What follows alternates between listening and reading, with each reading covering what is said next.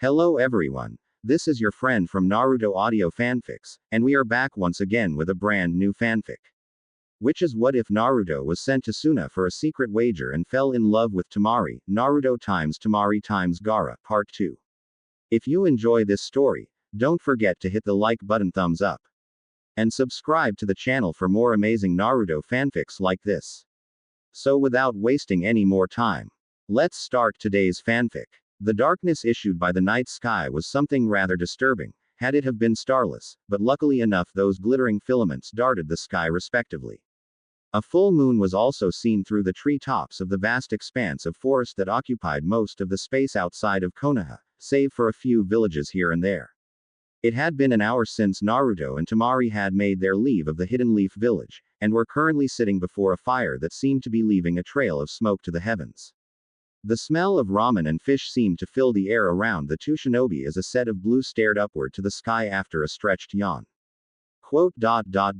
Ah, so how do you like my cooking, Temari-chan? He grinned, sitting upright from his current position on his back just to look at the woman as she gave him an answer. Those eyes searched her own, hoping to find a hint that may have let him know ahead of time as to what she was going to say. However, Temari was exceptionally better at hiding her thoughts and emotions than Naruto was. She smirked as he tried his hardest to guess her response, a bowl of ramen cupped by one hand and a small plate of fish on her lap, and decided that it would kill him to let her pause go any longer. It was good, Naruto-kun, but you could do better than some fish and ramen, I'm sure. I wonder just how his dinner would have tasted if I had the chance to get some. Oh, it probably would have had your mouth watering, just like the thoughts running through your mind when you felt a certain blue-eyed ninja get a bit stiff, Temari. Temari's inner voice couldn't help but laugh at the woman mentally. A blush slowly began to cross along her cheeks, accented by the warming glow that their campfire produced onto her figure as her perverted inner mind began to comment about Naruto's earlier erection. Shut up. You baka hentai, please. Temari sighed, debating on whether or not to see her glance downward to avert those innocent blue hues of his, but then mentally smacked herself for even thinking as such. How could one boy make 18 years worth of existence disappear, and leave a lovesick young woman? It was about this time that Naruto found himself gazing at his Temari-chan with a soft look crossing over his rather rough, mainly due to the whiskers and stupid grin, face. She was beautiful, and under the light of the fire that natural beauty seemed to intensify itself, accenting the cover of her faint blush. He was surprised that he noticed she was blushing under the warmth that the red-orange light produced, but he only assumed it to be because he was staring so intently at her. This realization, at least he believed it to be one, caused the genin to blush instantly as he looked down with a slow fall. She's so beautiful. Naruto was surprised that the Kyuubi no Kitsune was not attempting to be a smart with him for that thought, and smirked slightly. Temari-chan. He waited until he was sure that her attention was focused on him, though that wasn't hard to discern considering both spent their whole meal basking in the sight of the other with shy appraisal. Yes, Naruto-kun. The blonde kunoichi found herself resting head on her hand, canting it to the right as Naruto called out her name. He found himself lost under a now rapid heart rate as he looked at her, attempting to remember what he wished to tell her. What was? Oh yeah, that. A fox-like grin crossed the genin's face as his head tilted to the left, opposed to her own direction. You look beautiful, especially under the firelight. It was true, in his opinion, and Naruto just wanted to innocently compliment Temari before falling asleep. Temari's soft blush would deepen somewhat as she listened to the boy's compliment of her beauty, and found herself smiling actually. Why thank you, Naruto-kun. However, she soon realized that her thanks was unheard as the sound of snoring caught her ears. Paying more attention, it seemed that Naruto had immediately fallen asleep after his last statement, and that was enough to produce a grin on her features. He must have been tired. So what dirty little things are you going to try tonight, Temari? What are you talking about, you stupid pervert? Like having a certain blonde-haired, blue-eyed boy falling asleep with a hormonal teenage young woman. I wonder how it must feel to. Temari's inner voice was never able to finish the statement as it seemed her mind seemed to halt its functions. It seemed that the kunoichi found herself slowly drifting off to sleep, but in reality it was an immediate technique used to force one to sleep by. The two would go undisturbed through their rest until some point near the dawn hours of the day. However, there were more eyes focused on them than they realized during the point and time they were awake. The figure sat along a tree branch, staring downward as the two shinobi soon fell into a sleeping state after their meal. Having had followed them since their little incident in Konohagakure, a slightly agitated sigh would pass into the faint, nightly breeze. I suppose it's just hard for someone to say goodbye. From the cloak of darkness, the mysterious watcher would then seem to vanish from the position that was held only moments ago. However, a slight mark was left in the making of the tree's trunk to indicate the position that was occupied. Good night. Around the time that the first rays of light were making their appearance over and around the Konoha area, which included the forest on its boundary levels, Naruto found himself slowly awakening with a rush. Scanning the area, while the heavy rate of his breathing was attempting to be regulated through mild pants, he noticed one thing that was helpful in easing his startled state. Everything was the same as it was when he fell asleep, except for the fact he was now sleeping beside Temari's sleeping bag inside his own. I don't remember going to get my sleeping bag, or falling asleep next to Temari. A mild blush crossed the shinobi's face, fading out his whiskers evenly, as he came to the conclusion that the sleeping kunoichi must have gone through unneeded effort to put him in it. Of course, this time his peaceful conclusions were interrupted by a slightly awake Kyuubi. Naruto was beginning to wonder if the kitsune ever got any sleep nowadays, or was he simply forcing himself to stay awake just to torment his friend. Well kid, it looks like your vixen is a little more bold than I gave her credit.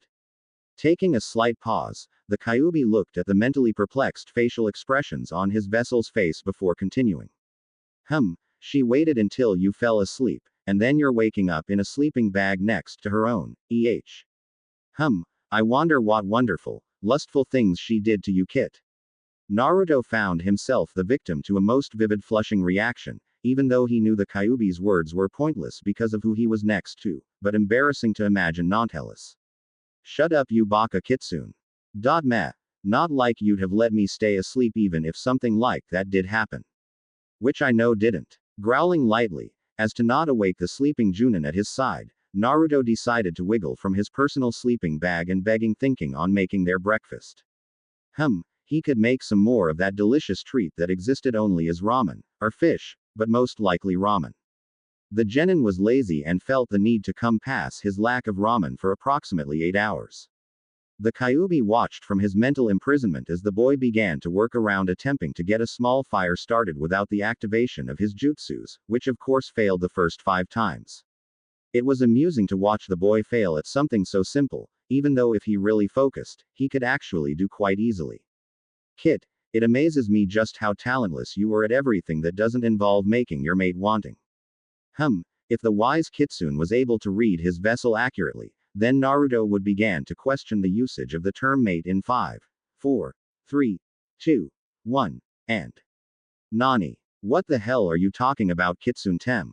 Once again he found himself blushing at the thought of being a mate towards Temari, since having an overactive perverted demon in your mind makes you quite well aware of what mates do. It was enough to make Naruto step into the fire he made with his right foot. That of course he noticed only after the smell of something burning reached his nose. Nani. Nani. Apparently the blonde shinobi was beginning to realize that he was the object burning, and began to run around with a frantic set of yelling. About this time, Temari was rudely awakened from such a pleasant dream about, well, she couldn't recall what it was about. Though she was sure it involved her Naruto-kun, who she now realized, with a questioning expression as to running around with his leg on fire. It's amazing to think that he was being trained by a legendary Sannin, but his accidents are kinda cute in a way. Smirking slightly, the blonde-haired young woman soon found herself moving to help snuff the flames that ravaged Naruto's right leg. And just how did you manage to get caught on fire, Naruto-kun? Sometime after the usage of a few wind-based jutsus, which she knew would spread the flames, but something a bit chaotic flickered in Temari's nature for a brief moment that immediately led to the genin jumping into a lake. They both found themselves at their campsite under the shade of various oaks. Blue eyes would come to stare at her figure with a playful glare as he recalled her inappropriate usage of her fan, but found himself grinning stupidly as the answer to her question passed from his lips. Well, Temari-chan. Sorta, was listening to that baka kitsune, and wasn't paying attention to where I was going. A hand would come to rub the back of his head, while Naruto found himself laughing nervously at his own idiotic statements. Single quote. Well, that officially made me sound like an idiot. Don't worry, Kit. That's something that has been established way before you made that statement. I'm sure you're supple. Little Vixen doesn't mind for your idiotic ways. Since you're both apparently just lusting to feel the other one. Kyuubi grinned as it seemed his comments were simply on cue, and the boy never ceased to provide inspiration for further tormenting of his vessel. It was a bond that previously stated, seemed to be constant arguments that enforced their recent friendship, well as friendly as a greater demon and teen can become anyway. Around the same timeline as Naruto and his perverted Kyuubi were conversing in the mental barriers that composed Naruto's mindscape, a certain Kunoichi of the Sand was having a minor debate with an overly perverted voice that existed in the far reaches of her mind. Single quote. Naruto-kun is such an idiot at times, but he's my idiot. Well, Temari, maybe it's that childlike charm that's giving you such sinful dreams about our little idiot him. Man, if the visions in your dream left your mind the same day you wake up, then I wouldn't have to worry about being crammed up in here with all desires running loose. Hee hee. Temari blinked with a confused expression as she began to decipher what her inner voice was implying to her. What did it mean by sinful dreams? And that's when every memory of that pleasant dream she had the night before came flooding into her mind instantly. Minor flashback to the dreams. Their lips met in a passionate lock, while both Naruto and Temari managed to wrestle each other's tongue in hopes of obtaining the dominant position. Two bodies wrapped and tangled atop and within the locking grasp of the other, found the rising drops of sweat washing over their skin and mingling with the close proximity of the other's body. Naruto-kun. The young woman's breath was exhaled in a harsh gasp, while silverish green hues would stare into the lustful orbs of an opposing male figure. Passion was their voice and the only road in which they both understood to follow at that time and moment. Naruto, in response to the woman's exhaled proclamation of his name, grinned slightly from atop the older woman's figure. Caressing the exposed flesh of her, the boy soon found himself licking between two erect in between his own pants. It felt so right and yet so wrong to be teasing Temari as such, but when he felt her arch underneath him with nails digging firmly into his back, all seemed right. Quote. Temari-chan, do you like it when I do this? The blonde-haired woman would look up at the boy in want, a slight confused expression written over her face when nothing happened. However, that was soon replaced with a soft moan ringing from her slender frame. She could feel his teeth digging into her neck while the bite area of skin was eagerly being suckled on. It drove Temari wild. Immediately she found herself calling out his name in the length of a soft moan, while the sensitive area between her legs began to grow immensely wet with her aroused state that the blue-eyed boy put her in. Flashback ended. Temari found herself blushing completely as the brief memories of part of that sinful dream came flooding into the empty space, or rather, the open conscious thought of her mind. At least the origin of her pleasant sleep was brought to light with the fact that she assumed Naruto to be the original cause being confirmed. Technically she was supposed to be the adult between the two, so why was she suddenly finding herself very, wanting? Quote. Stupid hormones. The words were muffled as to not take the genin's attention towards them, but Temari began to wonder something very amusing. If one of the most collect and mentally stable shinobi in the neighboring lands was being assaulted by the raging effects of her hormones, exactly how much worse was it affecting her Naruto-kun, whom she imagined as having less of a control in that department than she? A light blink would come to pass as the said boy was now watching the older woman become drawn off into another world, or maybe just her own thoughts. Naruto assumed that it must have been something of a more serious nature to get his Temari-chan to zone out completely. However, the moment he noticed she was a bit red in the face again, he began to wonder if she was sick. Temari-chan, are you alright? You're all red again. Temari. It seemed she was completely drawn off into another world entirely, as his brief calls for her attention seemed to either be ignored or most likely than the first thought, unheard. So our number one maverick shinobi decided to do something to grab her attention whether she wanted to give it to him or not. Hey, Baka Kitsune, have any ideas to help me get Temari-chan's attention? Yes, it seemed he resorted to asking that perverted Kitsune for a suggestion to grasp at the lost attention the kunoichi seemed to have. The Kyuubi laughed behind the mental cage-like structure that was his eternal prison, and began to dive into his own thoughts. The options of things he could tell his kit to do were practically unlimited, and almost all of them would lead to a scenario that the greater demon found would be hilarious. Perhaps being inside the boy wasn't such a painful task as it once was, Well, Kit. Naruto began to listen towards the Kyuubi's explanation and blush furiously at the very notion of what was being suggested. Yet, he knew he was curious as to see where it would lead him, since the older woman seemed to be different in reactions than the only other girl he had ever sought affection from. Sakura, we are so looking at you right about now. Oh Temari Chaan. He waited for a minute or so to see if she would finally snap out from her dazed state of mind, but it seemed to no avail. I guess I could try what that Baka Kitsune suggested then. Blushing at the mere thought of what he was about to do, a nervous hand would brush against the woman's cheek slightly. Afterward, he sighed briefly while leaning in with a canted head, to allow his rather fang-like teeth to dig into the flesh of her neck and suck lightly on that clasped area. Suddenly, he found the woman underneath his bite jumping, and yelping with surprise. Her complete reaction was something to this day, the blonde shinobi would never forget so long as he lived. Temari was still lost in her train of thought, having just witnessed her rather erotic dreams, when all of a sudden she felt a rather pleasant feeling on her neck. It started with a slight uncomfortable sting, but soon led the kunoichi to melt in the spot she was sitting in with a soft yelp. Naruto-kun. Her body was overcome with a complicated sense of pleasure and pure lust, since she had never in her experienced such an action and was mildly turned on by the revelations of her little dream. Temari was lost to an action she had never in her life succumbed to. She fainted. Oh shit. She fainted. Oh crap. What do I do? What do I do? Damn you Baka Kitsune. Naruto began to panic the moment he felt her go limp from underneath the little bite and sucking that he provided to her person, and it seemed that following the Kyuubi's advice only led to his Temari-chan fainting on him. From within the canopy of the forested area, a pair of eyes would be reviewing the events that happened below her. A white, animalistic mask that acknowledged one as a member of Anbu for the hidden village of Leaf would donned as a slight smile crossed pale-toned lips. It seemed the blonde-haired woman had come to faint from Naruto's little action, and even she had to admit, from a distance, that it was a cute little gesture.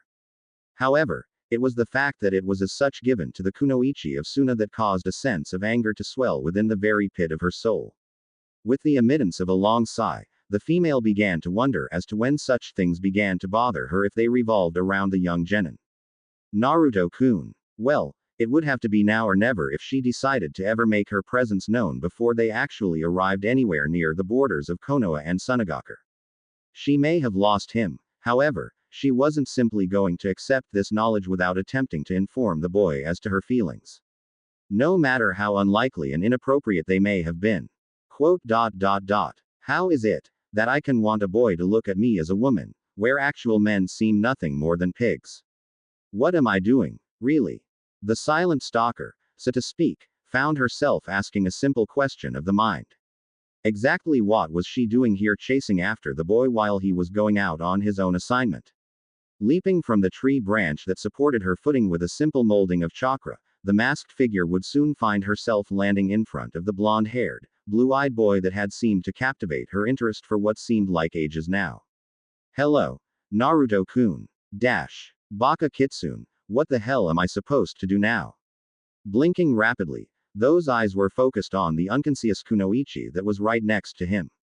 In all honesty, Naruto had no practical idea of what he was supposed to be doing right now and resorted to asking the mischievous Kyuubi no Kitsune within him. Baka Kitsune, this is all your fault. Real smooth Naruto. Blame the Kyuubi.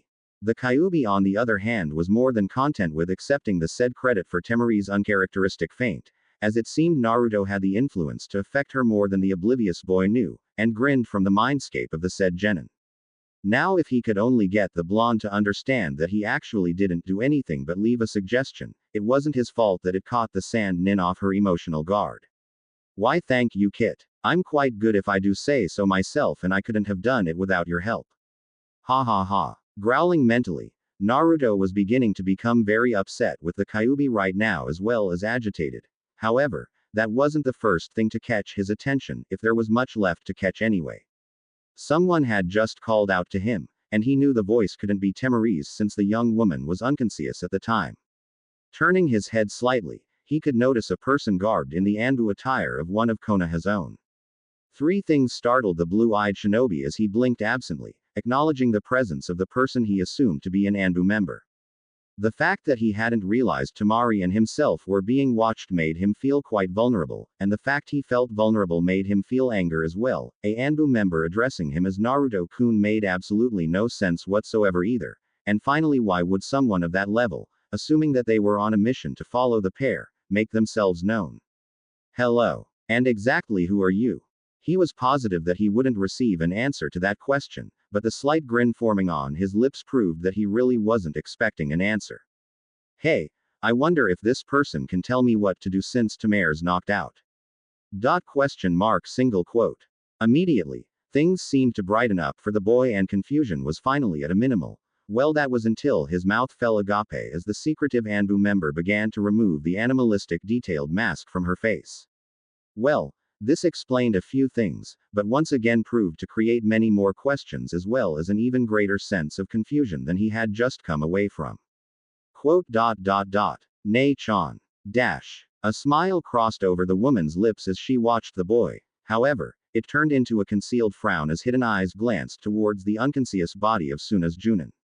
The one who stole from her the hopes of perhaps attempting to influence some sort of relationship with her Naruto-kun, even if she could no longer hold that state right in her mind. In response to Naruto's question, she decided to step forth from the shadows and allow him to see just who it was he was talking to know just who it was that seemed to have cared for him longer than any of the girls his age were able to even create the notion of liking him. Isn't it obvious, Naruto-kun? Changing her voice to its familiar tone, a simple movement would come to discard the Anbu mask from her face to reveal a very familiar figure indeed, so familiar it looked almost exactly as if Shizune herself was standing right there in front of Naruto.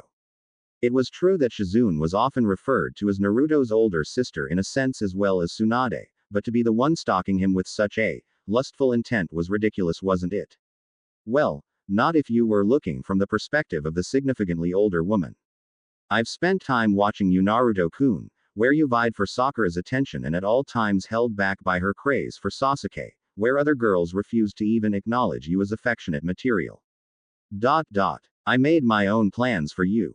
Because of my attachment to Tsunade-sama, my luck with relationships was less than my ideal term, yet I saw you and knew what you could one day be. And even though you called me to be your Nichan, I was making plans to make you mine when Jiraiya-sama brought you back. But now, the dark-haired woman would flash a slight smile towards the younger boy, different from the ones she usually issued his way as it had a slightly secretive nature. In all her time of silence, and conflicting silence during the passing years and party of the previous night, Shizune was determined to attempt and deter the emotions that he may have come to hold for Temari, even knowing full well the wager that Tsunade used to get the two together, yet, it seemed fate had a slight wake-up call for the older woman.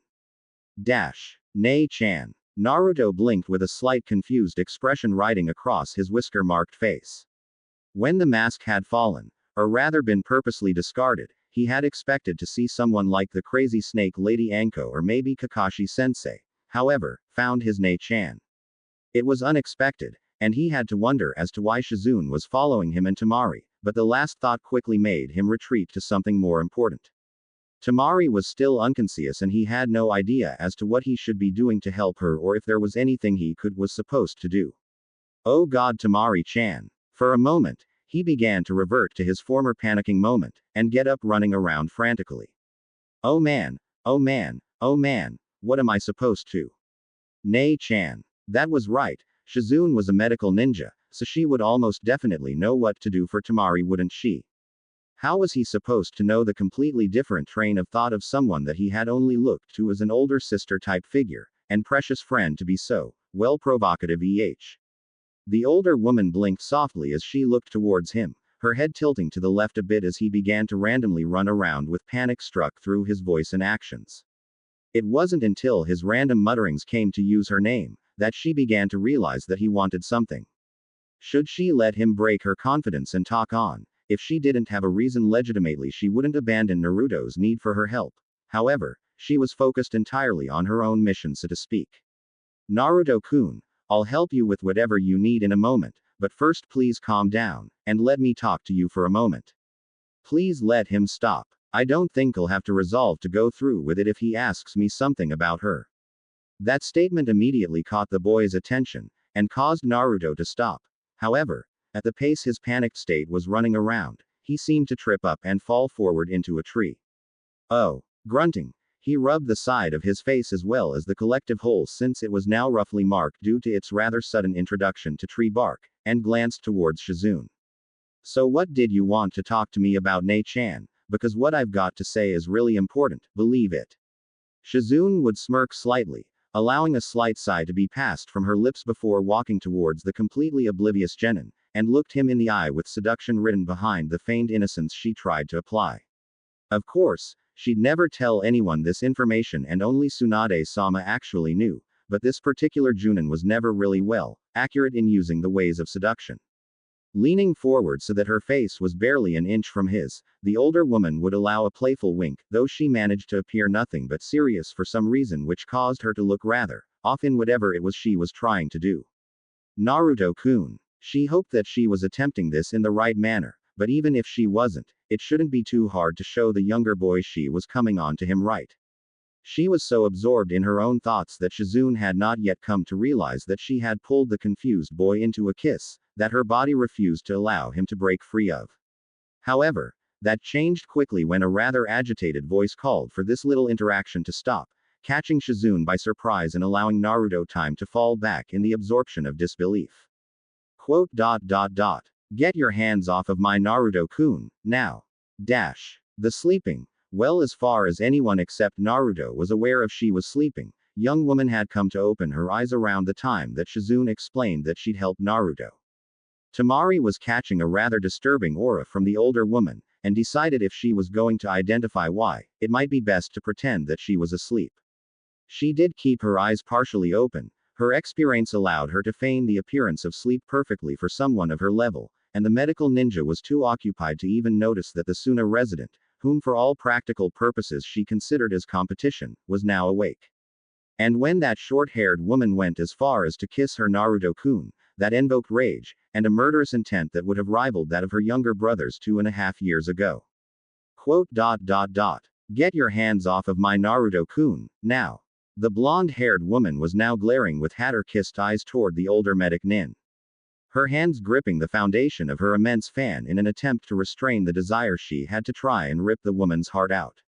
She remembered when she had fainted because of Naruto's rather pleasant action, but Temari could never imagine that the Hokage's assistant would have come all the way to try and seduce her man, boy.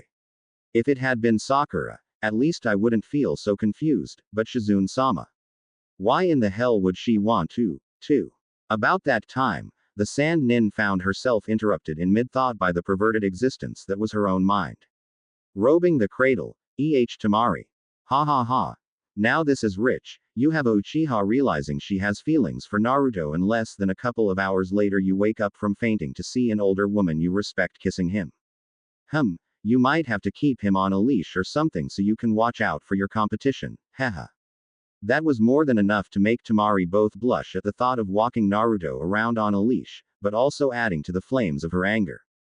This woman was more than 10 years older than her Naruto-kun, whereas Temari was only 3, it just wasn't right. Quote. Shizune-sama, what do you think you were doing? She knew there had to be some logical explanation to this. Maybe Temari was just seeing things a bit groggily after having just woken up.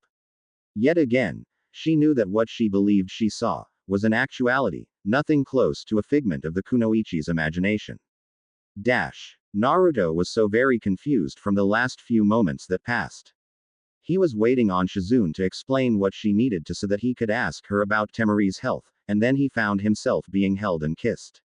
It just wasn't right. He knew it, and more than anything he felt it, and during the time that the dark-haired woman was lost in her thoughts tried to pull away. Funny how a complete state of shock can drain most of one's strength, leaving Naruto to be restrained via the woman's recently established grip.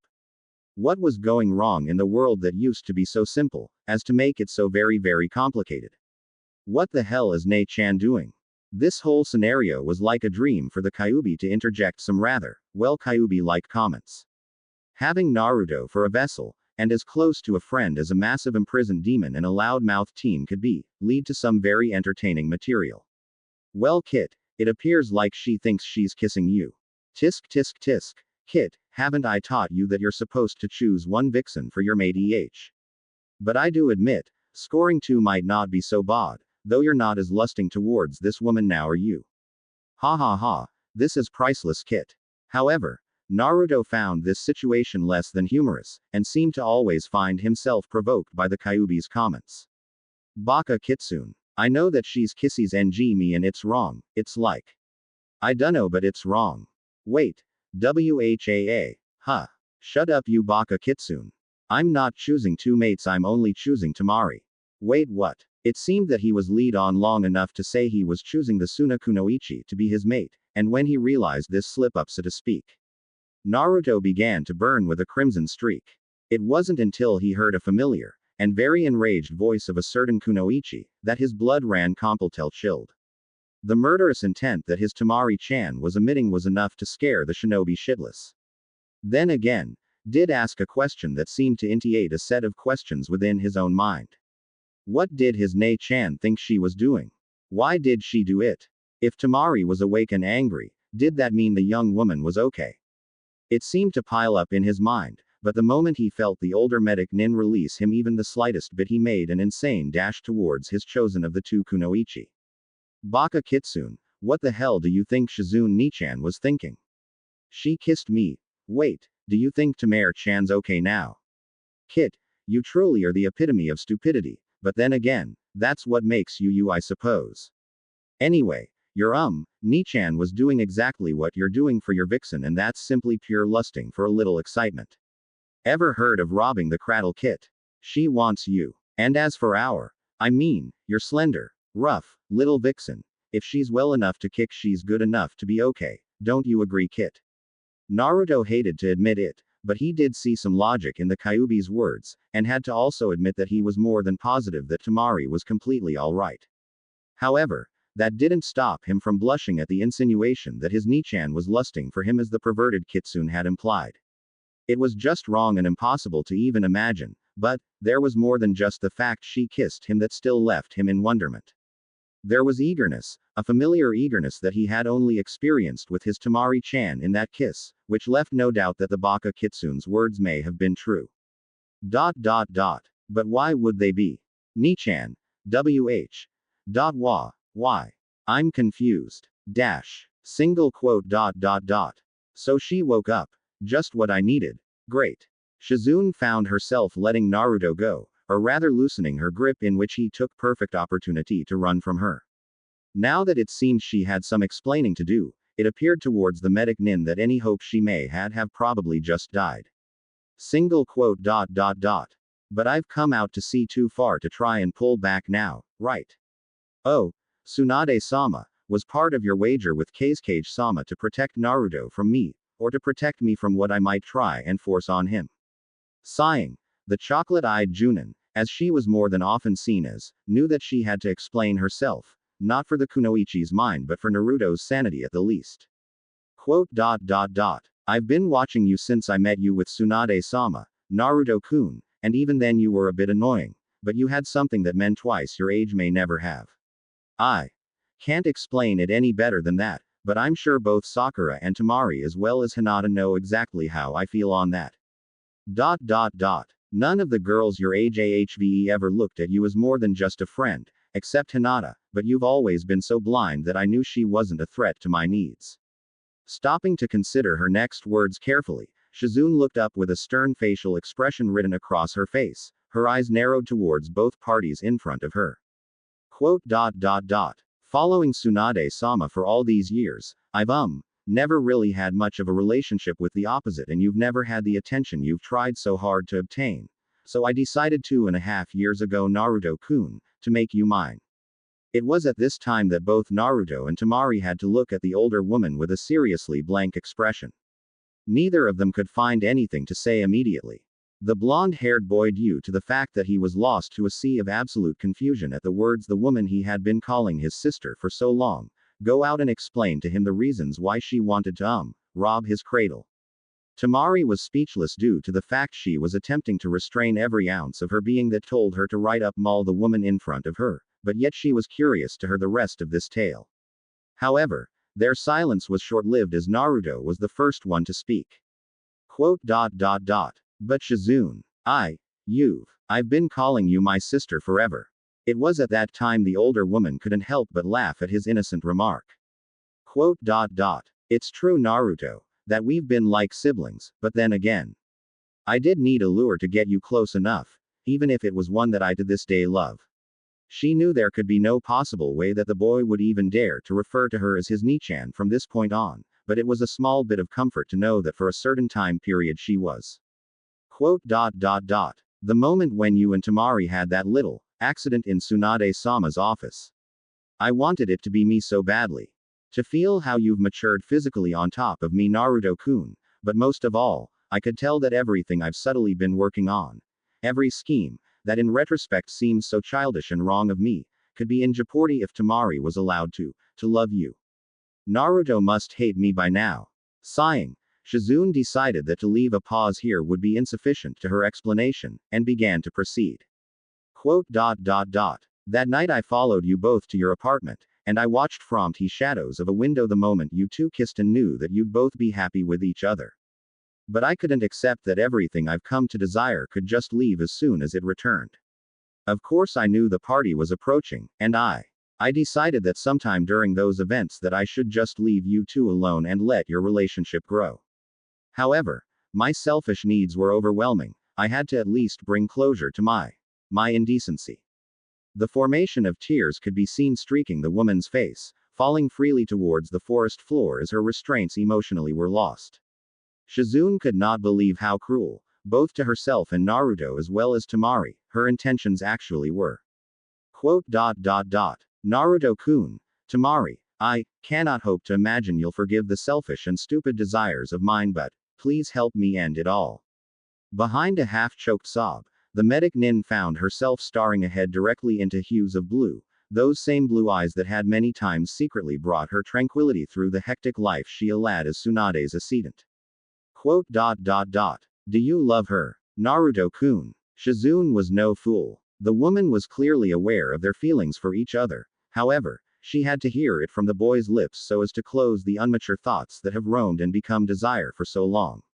The shame she felt couldn't be washed away by the years' worth of time she knew would separate her from the boy she had come to act as a sister-like figure for, but maybe in time it would fade some. Single quote dot dot dot. Oh God. Temari watched with her best attempt at an emotionless face, for even all the years of hardship and instability that was placed by Gaara, she had never come across a situation that was so awkward and sorrowful. It was sad to see a grown woman in which she held nothing but the highest regards for, having thoughts of manipulating Naruto's emotions for her desires for years.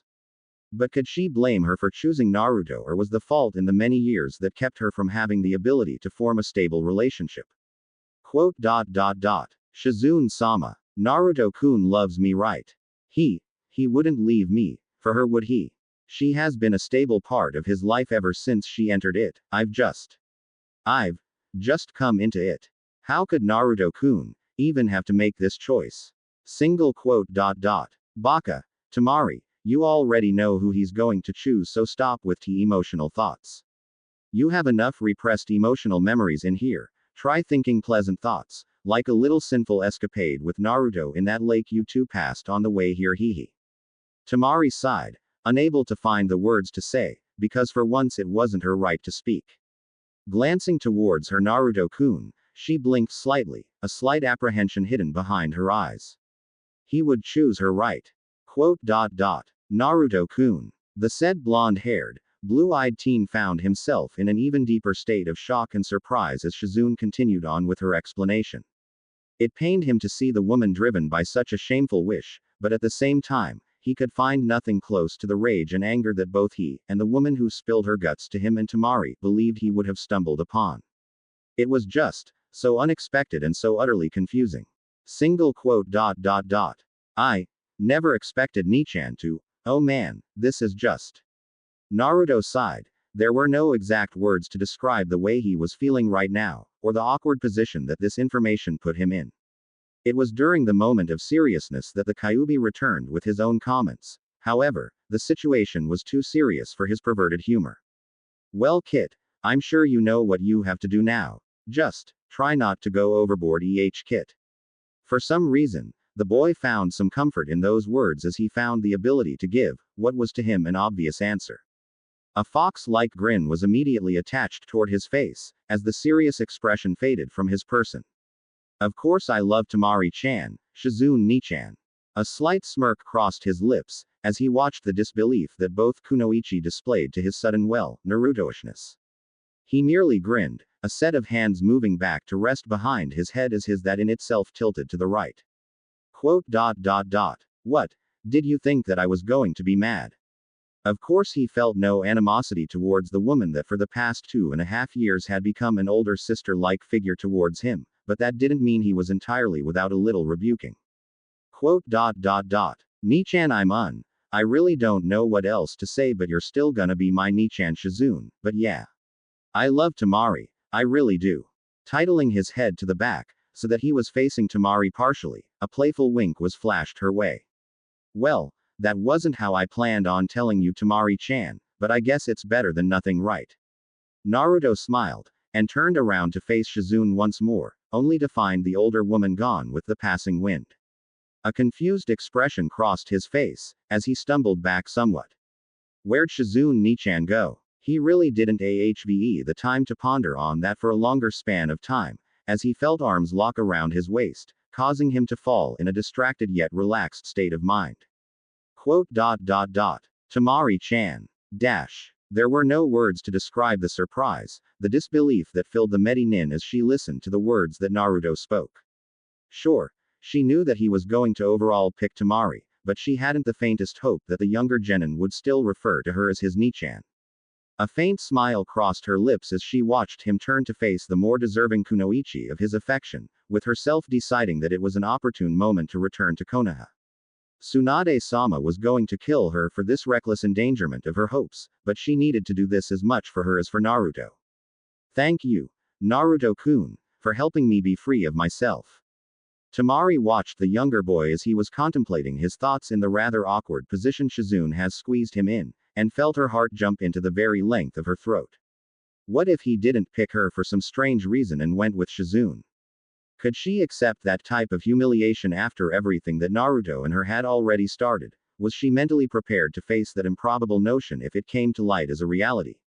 Still, Naruto-kun, Suna's Desert Rose, took a moment to watch the blonde and simply blinked with a slightly slow facial expression, something halfway between a grin and dumbfounded hanging of the jaw. He chose me. I knew he was going to choose me, but still, he didn't have to make it so suspenseful. I don't think it was suspense that he was making, he's a bit too slow to think up a dramatic moment. He's just being Naruto. So now that your fears have been squashed, we should celebrate with a nice little rub. Temari's inner voice was immediately quieted by the mental hush, the woman screamed. She didn't have time to dwell on those thoughts because right then and there, she was standing there smiling at Naruto's exclamation of love, you could say. The blonde Kunoichi wasn't complaining on how she got the words out of him, and when she looked up to notice that a certain Anbu was leaving, she moved to wrap her arms around the genin's waist. Naruto-kun. Those events happened approximately 5 hours from the current time, and the sun was just now marking some mid-afternoon heat.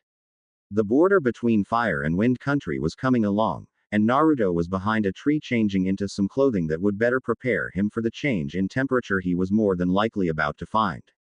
A certain Junin was pondering on whether or not she wanted to peek at her little ninja, and after a mild blush, she found herself utilizing the most of her elite skills to initiate the mission her perverted mind dubbed humanistic intelligence. Single quote dot dot dot. I don't think I've ever thought about acting this naughty since I was born, and I detest perverts. All the more reason that deeper into that war-crafted mentality of hers, a more lustful, Temari rested only to input her own views on the contemplations and desires the young woman refused to admit she had. She found herself sneaking from behind one tree to another gracefully, the blades of grass falling to deaf ears with her light, chakra-covered steps as she approached the changing boy. Those pale, yet in some odd sense bright hues of hers would scan the area with a circumspect nature.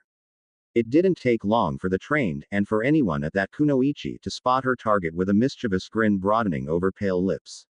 What she saw was something the young woman would remember with a high satisfaction until the day she had it all to herself.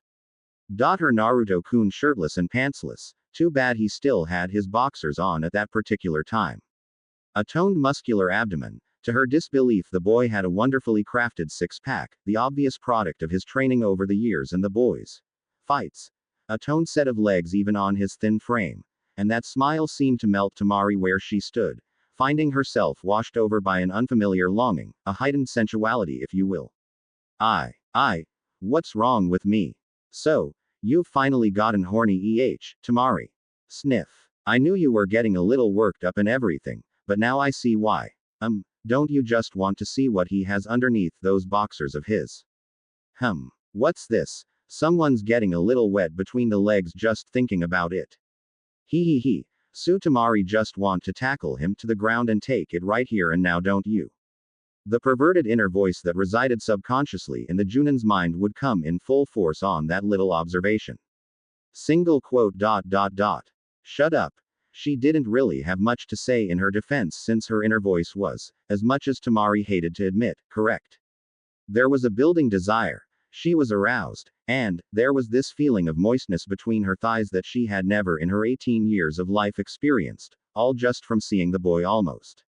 After the awkward confrontation with Shizune, Naruto resumed his travels with Temari toward Sunagaku. While they were traveling, the boy found himself lost in some form of deep contemplation, a subconscious level. However, that didn't really matter since the heat was starting to make him realize something. Boy, is it hot. It was bound to come out of his mouth as the rising temperatures and transition from forest to desert was advent. Naruto was still wearing his orange jumpsuit. Now, of course, the outburst credited the blonde for commentary from two individuals, one being the voice of Temari, and the other his favorite, Kyuubi. The Kyuubi would find himself prodding into the boy's thoughts from his mental cage with a smirk of malice, so it was a very good day for the greater demon. Well, Kit, obviously considering you're heading towards a desert. Maybe I should have taught you about what it means to travel with a brain, Kit. At least then you'd be smart enough to understand it's getting warmer and that you should. I dunno, take off that stupid jumpsuit. It was always a treat to agitate his vessel, and it may be believed to be a healthy way for a great demon to start and finish his day. Nani. Shut up, you baka kitsune.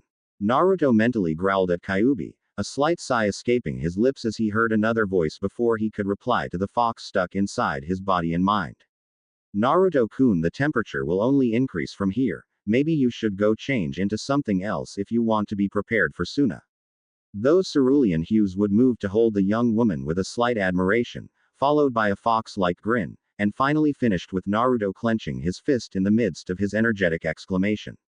Great idea, Temari-chan. I'll be right back. After that little bit of advice from the lovely blonde and a rather aggravating Kyuubi no Kitsune, Naruto was searching through the pack of clothing he bought earlier in Konoha and pulled out a rather comfortable black tee, and some loose, yet long breathable pants. Kyuubi had informed him that it'd be smarter to have something long and breathable for both his upper and lower body, but there weren't any shirts in Konoha that were accessible to him. Damn hateful bastards, wouldn't even let me. Oh right, I should probably change if I don't wanna keep Temari-chan waiting. Upon this revelation, the boy scooped up his choice of clothing and began to dart off in search of some tree, since they were not yet in Suna, wasn't so hard. Hey, baka kitsune. Why is it that when you go to warmer places, that you can still wear long clothes comfortably as long as they're breathable in material? Sometime after that ridiculously loud black and orange jacket, along with the shirt worn underneath, the question just seemed to pop into the boy's head while he was changing.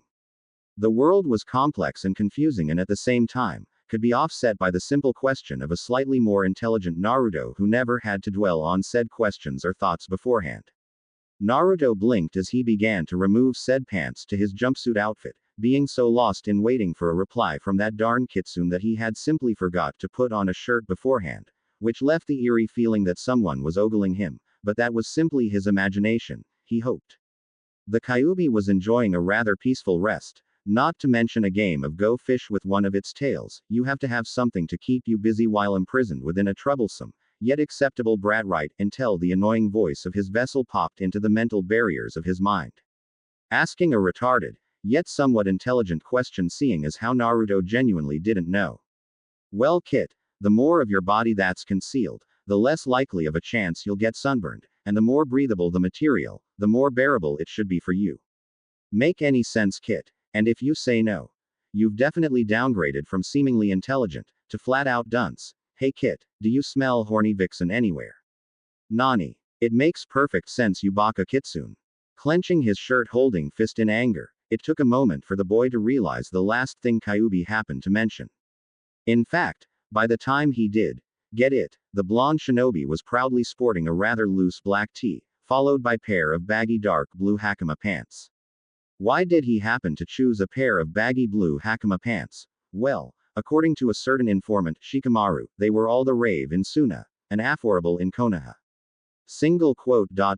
Hey, wait, what do you mean horny vixen? Oh. TTTT. Mar. Chan.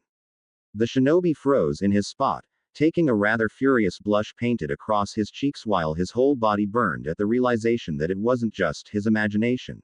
He was being watched, and according to the senses of a rather perverted and disturbed fox demon, it was a she, who was now oh so very aroused. Temari was drawing as much enjoyment from this little scene as she possibly could, and even went so far as to taint her mind with some rather dirty thoughts. Single quote. I've never, in my life, was cut off by a comment from that lurking pervert in the back of her mind. Never wanted to simply run out there, push him to the ground and ride you, little ninja, until you can't distinguish pleasure from pain. Never thought about giving Naruto a nice little introduction to your tongue before, or have you never in your life thought about playing with yourself while watching your little lover change? Ha ha ha. This is so much fun Temari, don't you agree? Temari was overcome with a blush of her own as her subconscious pervert replayed every little thought the Junin was trying to block out, at least until she got Naruto to Suna and her brother could account that everything was alright. So why, all of a sudden did she find herself so wanting? Blocking the urge to ease her rather annoying build-up of arousal, a sudden change in the atmosphere surrounding her Naruto-kun caused the sand nin to revert back to her immediate kunoichi mindset. Something was wrong with Naruto, almost as if he had realized I'm watching him. Gulp. It was about this time that Temari had come the realization of being caught, well so to speak. She could either make a matter of executable disappearance from her current location back to where Naruto had left her when he went to go change. She could just stay there and hope Naruto would forget about his senses through some sort of distraction, or she could do something much bolder. Being Sabuku no Temari, one could only expect the bolder of her possible choices. Well, if he already knows I'm watching, why not give him something he isn't expecting? With an almost evil grin, the kunoichi of Sand found herself acting on the subtle influence of her inner perversion only. She was currently ignorant to this little fact. Thinking of something a little lustful, Temari. That inner voice of hers always had to have the final say, even when her physical person was doing exactly what the inner pervert desired. Changing her voice into a rather seductive and lulling tone, Temari decided to bring her little Naruto-kun to her. Quote. Oh, Naruto-kun, come here. She knew without a shadow of a doubt the blonde shinobi would be mystified and follow, which meant she needed to prepare for the other little part of her bold tease. Naruto, on the other hand, was frozen with the chains of embarrassment keeping him solitary. Now, if it was just he watching him without any sort of reaction, it might have been okay for him to endure. However, with the slightly heightened senses courtesy of the Kyuubi, he was able to identify that the Kyuubi Tem was right. There was a high level of tension radiating from a single source, and Naruto was sure he'd burn to ash with the intensity of his blush. Oh man, she's really, huh? The blonde's thoughts were interrupted and cut short when the seductive tone of Temari's voice echoed sweetly within his ears. To his surprise, a shiver was sent through the bone of his spine and he was quite aroused by her call. The Kyuubi, however, simply continued to pick on his ninja for humor as this little scene continued to supply material for mocking his vessel. Well, Kit, I knew you were easy, but I never thought you'd spring a hard one just from her voice. You're pathetic, Kit. The greater demon would have loved to see what the boy's supple vixen had in mind as far as her lusting went, but something in the immediate area began to agitate him rather deeply, as if a familiar and sickening aura suddenly appeared out of nowhere. Looks like you're going to have to wait on getting laid, Kit. Put your guard up. Immediately Naruto found himself blushing and arguing briefly with the Kyuubi before anything else seemed to register with his brain. Nani? Shut up, you baka kistun. Wait. Huh. Once the genin had kicked himself into a shinobi mindset, he realized that there were three other presences surrounding him, neither of which belonged to Temari. She must have noticed and decided to conceal herself. Mon, I wish I was paying attention instead of. Gaah, what am I thinking? Grinning like an idiot, the boy turned around with both arms folded confidently over his chest. Well, what are you three waiting for, an invitation? Or are you too scared to confront the future Hokage? It may not have been the most tasteful method in drawing out these lurking figures, but it seemed most effective. As if on cue, three shinobi with an Otokogakur headband appeared from the treetops and landed in a triangular attack pattern around Naruto. One was covered in an eerie set of bandages which created a rather uncomfortable mummy-like appearance, another in a rather dark cloak, and the last was just so plain. Having taken a glance at the simplest of the three, the fox-like boy couldn't help but burst into a fit of laughter. Ha ha ha. Not so intimidating in appearance, but then again they appear to be from sound, which means that they're connected to Orochimaru, and maybe, just maybe I can get some information that might help lead me to freeing Sasuke from that freaky snake bastard. Naruto's thoughts, however, were interrupted again. This time there was a rather agitated, plain-looking shinobi stepping up with a clenched fist and a bulging vein popping from his forehead. What's so funny? We're here to kill you, ya know. Naruto blinked and found himself wearing a rather unusual tone of seriousness, a nature that seemed to engage all those who were currently eyeing him with surprise. Each pawn, as he believed them to be, was eyed carefully. Actually, I think you're nothing but pawns the snake man sent here for me to kill just so he can have a good laugh at your expense and use your corpses for some of his sick, twisted jutsus later. After, of course, I've kicked all of your asses. The bandaged shinobi glared slightly toward Naruto with a slight smile hidden underneath the straps of white cloth. His fingers were working the intricate measures of some kind of hand seal, and it was beginning to seem as if it would never end. Maybe we should give Naruto-kun a sort of clue, I doubt he'd figure out our little ruse without one. You must really have a lot of guts to insult Orochimaru, but then again, if you hadn't I'd have been afraid it wasn't you, Naruto-kun. There was a serpentine smile hidden underneath that bandaged visage, and even though the blonde had no idea at that particular point of this trio's true identity, there was a nagging suspicion that something simply was not right.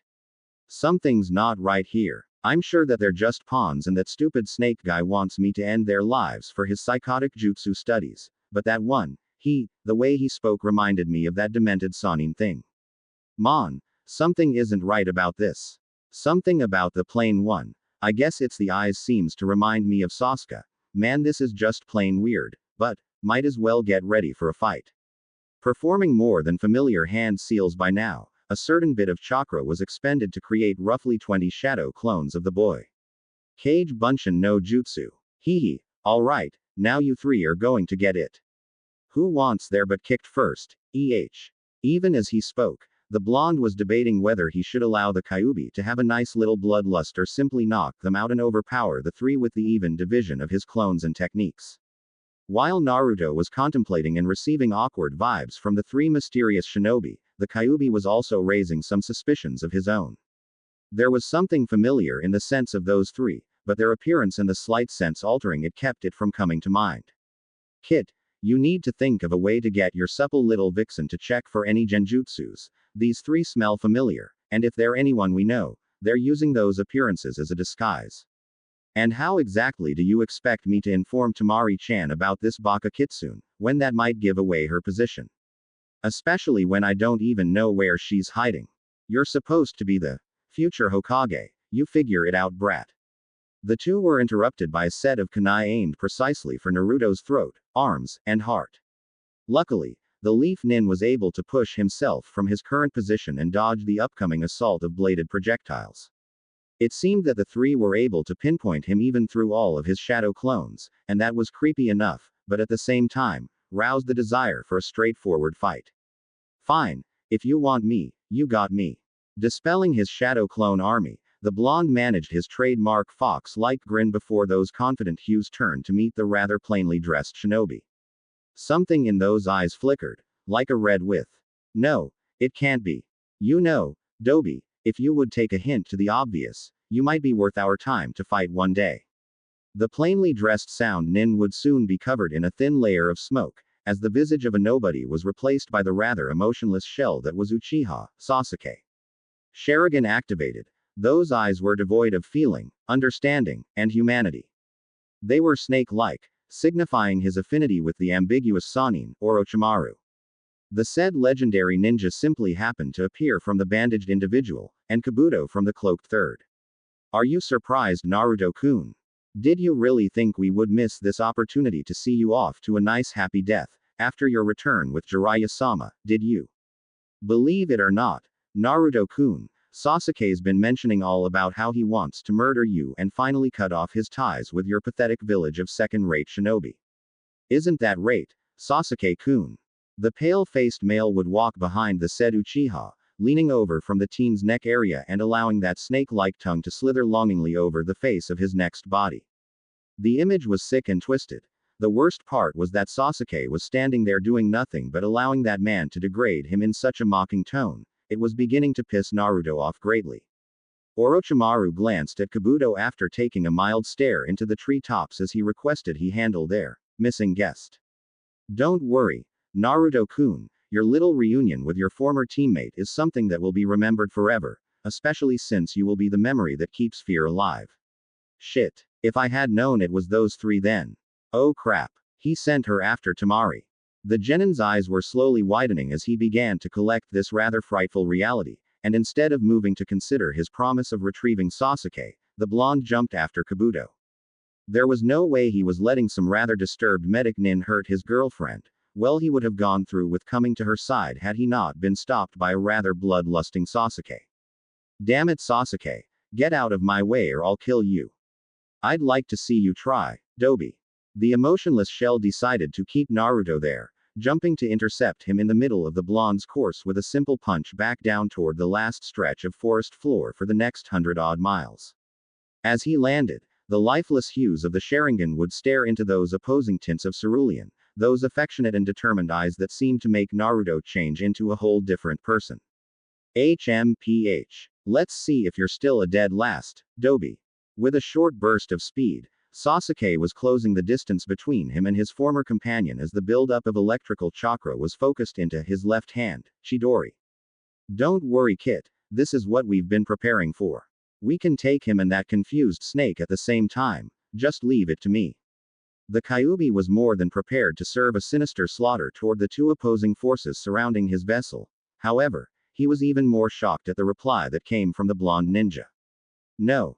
This is my fight, Kyuubi, and my fight alone. If I can't beat Sasuke without you, then who's to say I've actually gotten stronger myself? Besides, I can't rely on you to protect me all the time, especially when I need the strength personally to protect everyone, especially those I love. Faye. Fine, Kit, but don't blame me when you're bruised, broken, and bleeding to a pulp. If you get your handed to you, I'm taking over, you got that. Kyuubi was cut off as Naruto silenced their mental link for the time being, so that all concentration would focus on the battle at hand. Once the shinobi rebounded from his intercepting fist to the face, the conversation with Kyuubi handled, it was time for him to get serious. He made a promise to Sakura 2.5 years ago that he'd bring back that traitor Sasuke alive and well so Team 7 could be Team 7 again. Now it was time to settle the score and drag his sorry across Fire Country. You know, Sasuke, you're still like a brother to me, and because of that, putting my promise to Sakura aside, I'm taking you home. I refuse to let you become that psychopathic Sanin's body. Sighing, he wasn't sure when, but his legs were now carrying him to meet the charging Uchiha in the midst of battle, a swirling ball of chakra forming in the placement of his right hand in a violent, yet controlled nature. Rasengan. Temari was deciding on whether or not she wanted to tease Naruto with a genjutsu that caused her to appear as if she were completely in the, or offer him a wink of the real deal. However, three individual presences began to appear and her kunoichi instincts told her that the best thing to do would be to hide from sight for now. Hide? What am I, some little school girl that needs protecting? Ha! I'm Sabuku no Temari. I hide from no one and nothing. You're not hiding for yourself, Temari, you're hiding because you want to be able to assist Naruto in the most effective manner possible if it comes down to it. And hiding simply makes your opportunity to strike all the more, sweet. Effective. Deadly. You do want to help your Naruto-kun if he's in trouble, don't you? Somehow, her inner voice was able to subdue her rough nature by mentioning the fact that she might be able to assist her little genin. Jumping off, she began to stride along through the treetops until she found a position that allowed her to view the scene below. It made her nauseous to see the legendary Orochimaru and the infamous traitor to the Hidden Leaf Village, Sasuke, especially since they were the true identities of those who were engaging the blonde shinobi. Damn, I know our intelligence is good, but I didn't expect Orochimaru or the Uchiha to attack Naruto-kun so openly, and so soon. Sunagaku's number 1 Junin didn't have much time to dwell on her dismay as she noticed the sadistic Sanin glance up in her direction. Seconds later, the third figure, Kabuto, had disappeared and her senses immediately assessed the situation at hand. They knew she was watching and waiting for a chance to aid Naruto and dispatched the unnecessary one to dispatch of her. This prompted the kunoichi to unlatch her battle fan and pull it to the ready. Hang on, Naruto-kun, I'm not going to leave you alone for long. And the second after those words left her finely pursed lips, a frigidly psychotic voice spoke from the trees to her left. So, you're Naruto-kun's girlfriend. The daughter of the Yondaime Kazekage, older sister to the Godime Kazekage. Temari. And I was hoping to have Naruto-kun all to myself, tisk. The slits in the tree tops allowed for the sunlight to be distributed in slits, filtering through and reflecting off those round classes. So the insanity raging in his eyes could be seen clearly. Kabuto stepped closer into view with a scalpel in hand as well as a lunatic grin spread across those lips of his. This would be particularly entertaining, especially knowing that a certain Junin was weak in the arts of taijutsu. Orochimaru-sama thinks it would be grand to bring your filthy corpse to show Naruto-kun in the middle of his fight with Sasuke-kun so that he may feast upon despair. That sick smile never faltered, even as he leapt forward to make his move. Temari was briefed on this particular medic nin 2.5 years ago after the failed invasion of Konohagakure, and understood that carelessness against this particular opponent was not an option if she wanted to be joining Naruto on the battlefield. Watching his movement carefully, it seemed the deranged teenager was going to attack from her left at an angle which would give him an appropriate jumping range to her right. Stepping back, her fan was thrust in that said direction the moment his figure began to disappear from sight.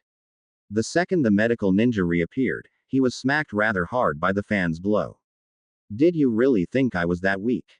Both shinobi, Naruto and Sasuke, found themselves running at each other in an attempt to close ground for the initial attack. Each pushing themselves to the maximum speed allotted in the short distance they covered, there was an unspoken agreement between the two that this fight would decide it all. Perhaps that is the reason why desperation seeped within those blue crystals as Naruto found himself gazing into the eyes of devoid Sharingan. You're coming home this time, Sasuke. HMPH, whatever Dobi, just die. It took him 2.5 years to obtain the power he had received, the strength he believed would allow him to avenge his clan. Afterwards, he could rebuild the Uchiha clan and, what? It didn't matter after that so long as Itachi's blood could flow freely over his hands and Sasuke could feel the pulsing of his heart as he crushed it in his grasp. I don't want to kill you, Naruto. Damn it, just run, you Dobi. With that final though, the only thing the two of them would understand was the clashing energies represented by the Rasengan and the Chidori. Sorry, but I'm gonna be the next Hokage and you know it, Baka.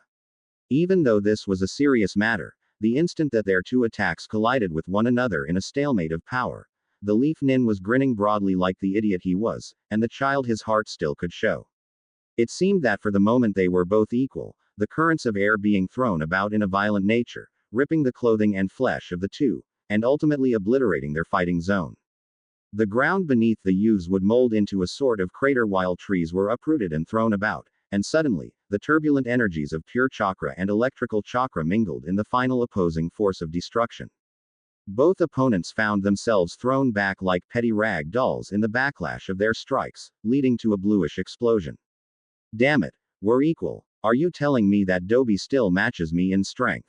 Orochimaru would stand there watching the two as their signature techniques clashed against one another, and something about the way neither was able to determine the victor in their strength immediately unsettled him. Sasuke should have been able to defeat that fox brat easily, and yet, it seemed they were perfectly matched. Hey, Jiraiya-sama, it seems I've underestimated you once again. Somewhere in the village hidden in leaves, the said Sanin would be looking through a peephole for his intended research for the Ika Paradise books he authored sneezed. Achoo. Sniffing. Jiraiya blinked slightly in confusion before a rather calm grin slid across his features. Quote. Don't die on me, brat. In the aftermath of that attack, the two seemed to rebound around the same time. However, it was Sasuke who took the initiative. Give it up. Naruto, you're going to stay dead last.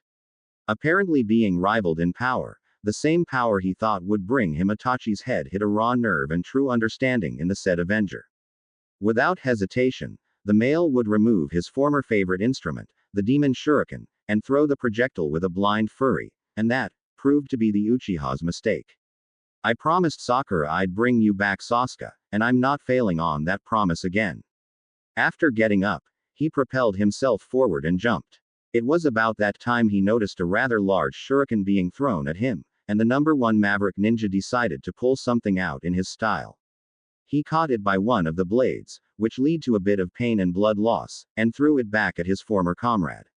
A grin could be spotted behind the many cuts their stalemate had produced on his body, cuts within his clothing, and the many rivers of blood that seemed to freely flow from his figure. This is it. I'm bringing you home, Sasuke.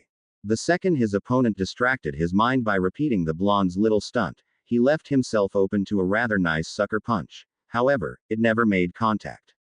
It was supposed to be Naruto knocking that final bit of sense into the boy which made him come home. So why did it feel as if his body was being ripped into pieces? Why was it getting harder to breathe, and why was it suddenly getting so very dark? Naruto-kun. She watched with the same expectations as her younger counterpart, and then her hopes were unraveled to become a horrid nightmare. Sasuke would have been served his first loss from that high horse Orochimaru gave him to ride on for almost 2.5 years. If it wasn't for two snake-like arms slithering through the air and puncturing Naruto's heart and one of his lungs midair. Temari's heart found itself clogging up her throat and making it almost impossible to breathe. If the young woman wasn't so strong and determined to retrieve her lover's body from that situation and get him to Suna immediately, Temari might have broken down into tears.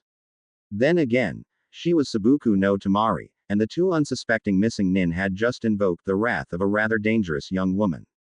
Pricking her finger, she waited seconds until enough blood was made available to her. Naruto-kun, hold on, you're not dying on me, idiot, you still have to cook me dinner tonight. With the determination to somehow secure her lover, Suna's desert rose paid the blood token for her summoning jutsu. Soon she was riding atop a rather large, white weasel down to the forest floor with her fan in hand. It may have been her imagination, but she could have sworn that she saw those beautiful blue hues of Naruto, stained red not from the Kyuubi's power, but rather, his own blood. Kamidachi. The snake-like Sanin was busy reveling in the fact had he been any bit slower, then perhaps he may have lost the mental grip on his precious body, and Sasuke looked as if he were too emotionally shaken to move. So it came as a surprise when they noticed themselves falling prey to a simply wind jutsu knocking them back, and that damned liability he asked Kabuto to do away with riding in and stealing the body of his trophy. Quote. They're not getting away. It didn't matter right now. Sasuke would regain himself shortly and return to their encampment, but right now, Orochimaru decided to play chase, serpent style. Temari, on the other hand, was grabbing the blonde and pulling him up close, fighting to maintain her composed image. She had to think clearly and act like a true ninja if she wanted to make sure either of them got away, or at least had a chance to get away from that demented psychopath. The only thing she prayed for, looking at the fact she never prayed, was that it wasn't too late to get Naruto the help he needed. Hee hee. Cough. Temari. Chan. Cough. You're okay. It was on overexertion on his part to speak, blood spewing from his mouth every other cough, but he would be damned if he let himself die here and now. The essence of his strength was being sapped surely, although, he could feel the stinging of the Kyuubi regenerative powers taking effect in a measure to stabilize him. Hey. Cough. I'm gonna. Beho. Cough. Cage, do you think this hurts? Damn it, Kit. You just had to handle it yourself, didn't you? Concern filled the greater demon, not only because if Naruto died he would as well, but, he had started to look at the boy in some strange way as his child, so to speak. Sending the massive amounts of chakra he had stored within his body, Kyuubi pushed hard to make sure the major organs were held in a stable position until that idiot could be cared for properly. If you die, you baka ninjan, I'll kill you again. He could see the worried expression on his Temari-chan's face, and the slight smirk she produced at his Naruto-ishness. Maybe it was the fact his vision was blurred and his voice strained, but there seemed to be something almost angelic to his lover right then. Quote. Even the desert has angels. The last thing Naruto remembered was that cute blush striking across a rather serious figure while she replied with a, "Shut up, Naruto-kun," the sound of a rather hungry and large snake, and then everything fading into darkness with one final voice getting its say. Suddenly, as the grounds changed from that of grass to that of desert sands, it seemed as if the ground behind them was being disrupted somehow. Well, not that a certain shinobi was able to tell, but there was that voice. The last voice Naruto heard before slipping from the threshold of consciousness, desert coffin. It had been hours since the moment those words echoed through the vast expanse of desert seas, and those hours seemed to be nothing more than an eternity of worry and grief for the young woman as she waited patiently outside the door of the operating room in Sunagaku. Concern was seen woven into the delicate beauty of her face as well as her eyes. Her figure could be seen pacing to and fro inside the insanely white-colored hallway, and a sigh of frustration and despair creeped from those thin lips. Yes, Subaku no Temari was as calm as she could be, knowing that her Koibito boyfriend could be dying on the operating table at that very instant. Dying. Could she bear to consider her grinning idiot, her dear fox-like boy, lost to her so soon after affirming affection and desire for him? Quote. Naruto-kun. She knew she should be happy that her brother had planned some sort of welcoming committee to greet them at the border exchange, which he happened to lead personally, or else, the worst would have been the ultimate truth. If Gaara had not been there to deter and trap that pale snake of a man, then both Temari and Naruto would be dead, and the younger of the lovely couple would not be under the proper medical attention to save his life. Damn it. What if something's gone wrong? What if we didn't make it in time? Haha. Naruto-kun would be ashamed if he knew I even considered him lost before he became Hokage. A slight smile came with that thought because it renewed the composure and hope, no understanding that the boy behind that door, in which was mocking her loving concern barred her entrance, was being treated. Sighing, those pale rose lips would form a soft pout as her hands came to rest at her hips in anxiety, for even if she believed that Naruto would bounce back from this horrible assault, there was the lingering doubt, the pain in knowing she wasn't able to do anything more for her lover, and it hurt worse than anything the young woman had experienced in her life. Maybe I am weak. I couldn't do anything to help him. The only thing I could do was. Temari came to a halt in her pacing ways and glanced out a window. A simple little view of the shinobi village hidden in the sand reminded her of her shinobi heritage, and why she was a fool for bashing herself so readily. No, I did what needed to be done, and because of that I was able to make sure Naruto-kun was received and placed under the care of an appropriately qualified medical ninja. When did I get so emotionally attached and unstable? Simple. The moment you got someone to love Temari. Though it seems you're going to have to wait a little bit to bed your little Naruto-kun. Wouldn't want his lung to collapse while you're lusting over his body and feeling him. Getting a little aroused, aren't we? The blonde found herself the victim of her perverted inner voice once again as the scarlet hue burned against her cheeks, making it look as if she was deeply embarrassed or coming down with some sort of random fever. Would you shut up long enough for me to even worry properly about him, damn it? When did my mind become such a pervert? Wait, no, don't tell me again. I just never had the opportunity to realize how perverted you were before. Now can it?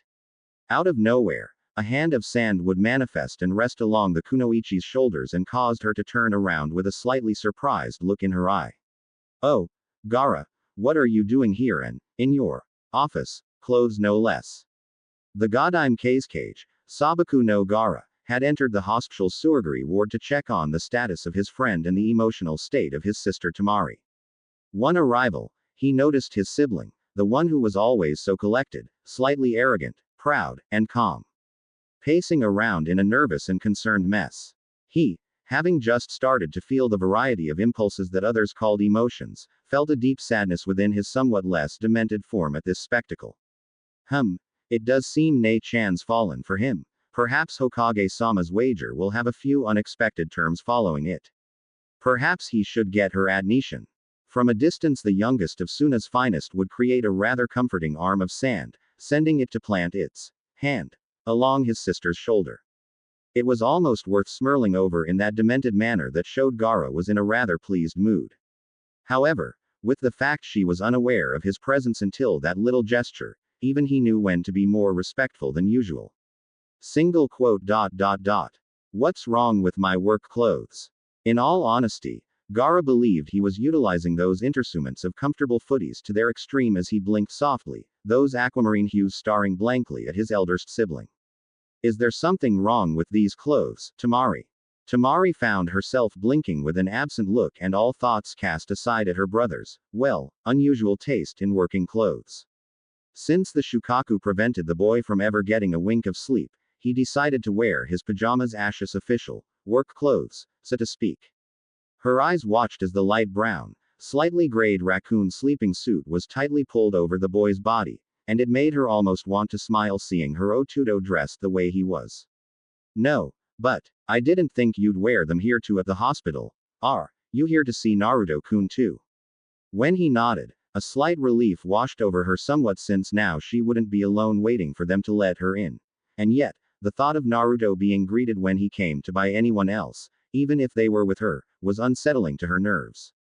While the two were engaged, the medic Nin who was supervising the operation on Naruto's heart and lung opened the door to the boy's room with a rather pleasant, yet serious tone expected from the resident of the hard-ridden land. Excuse me, Kage-sama, Temari-sama, but the boy's surgery was a success and he should be coming to any minute along with the rapid regeneration of his guest.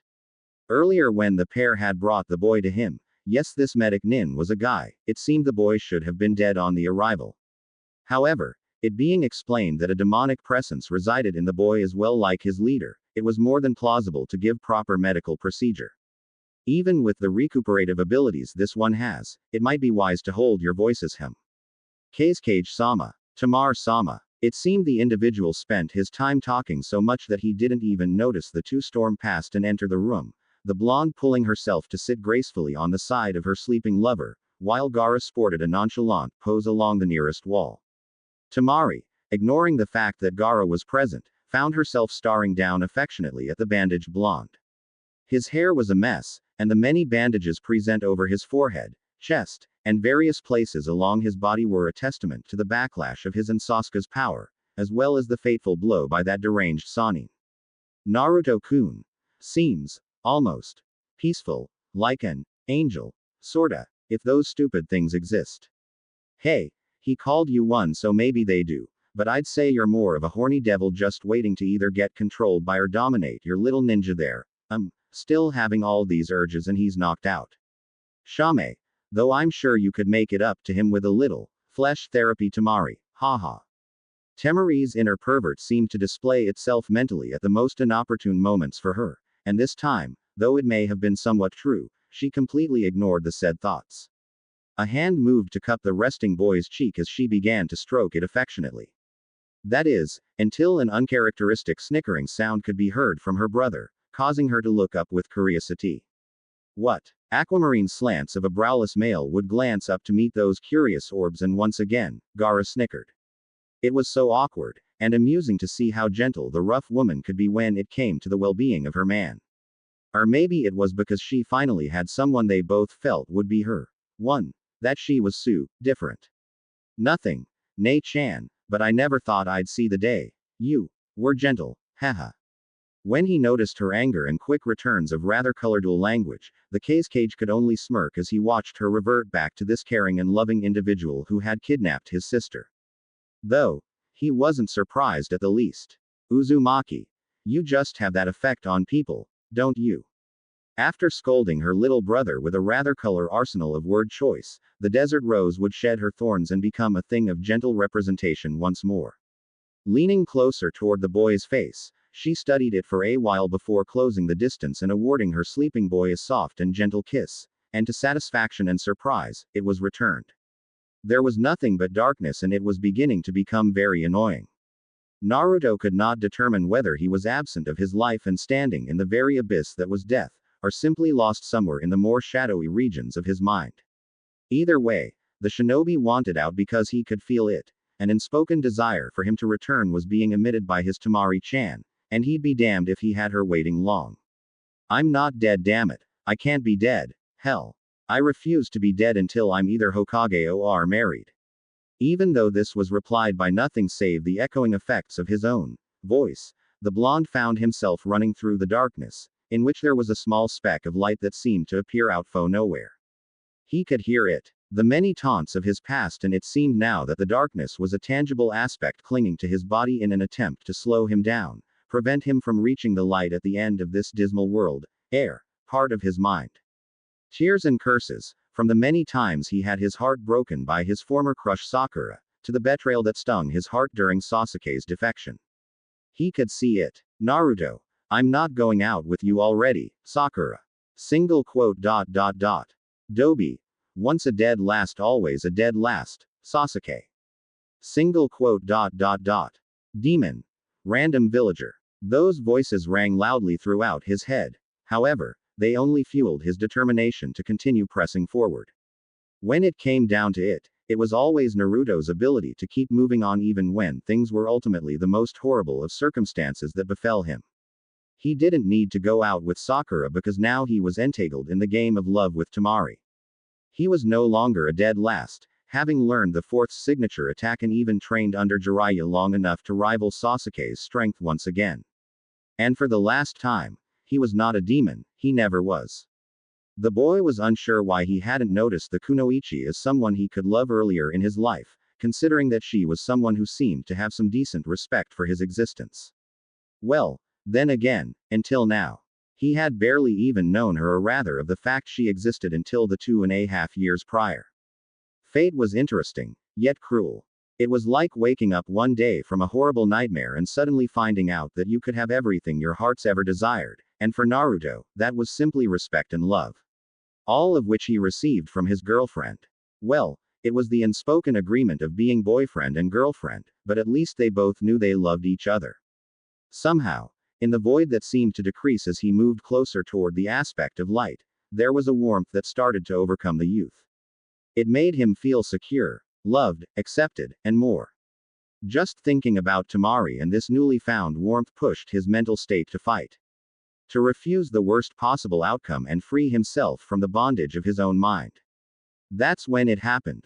Those eyes suddenly opened and the warmth was understood to be the heat radiated by the close proximity of a certain sand nin's body, and the lip lock she placed him in.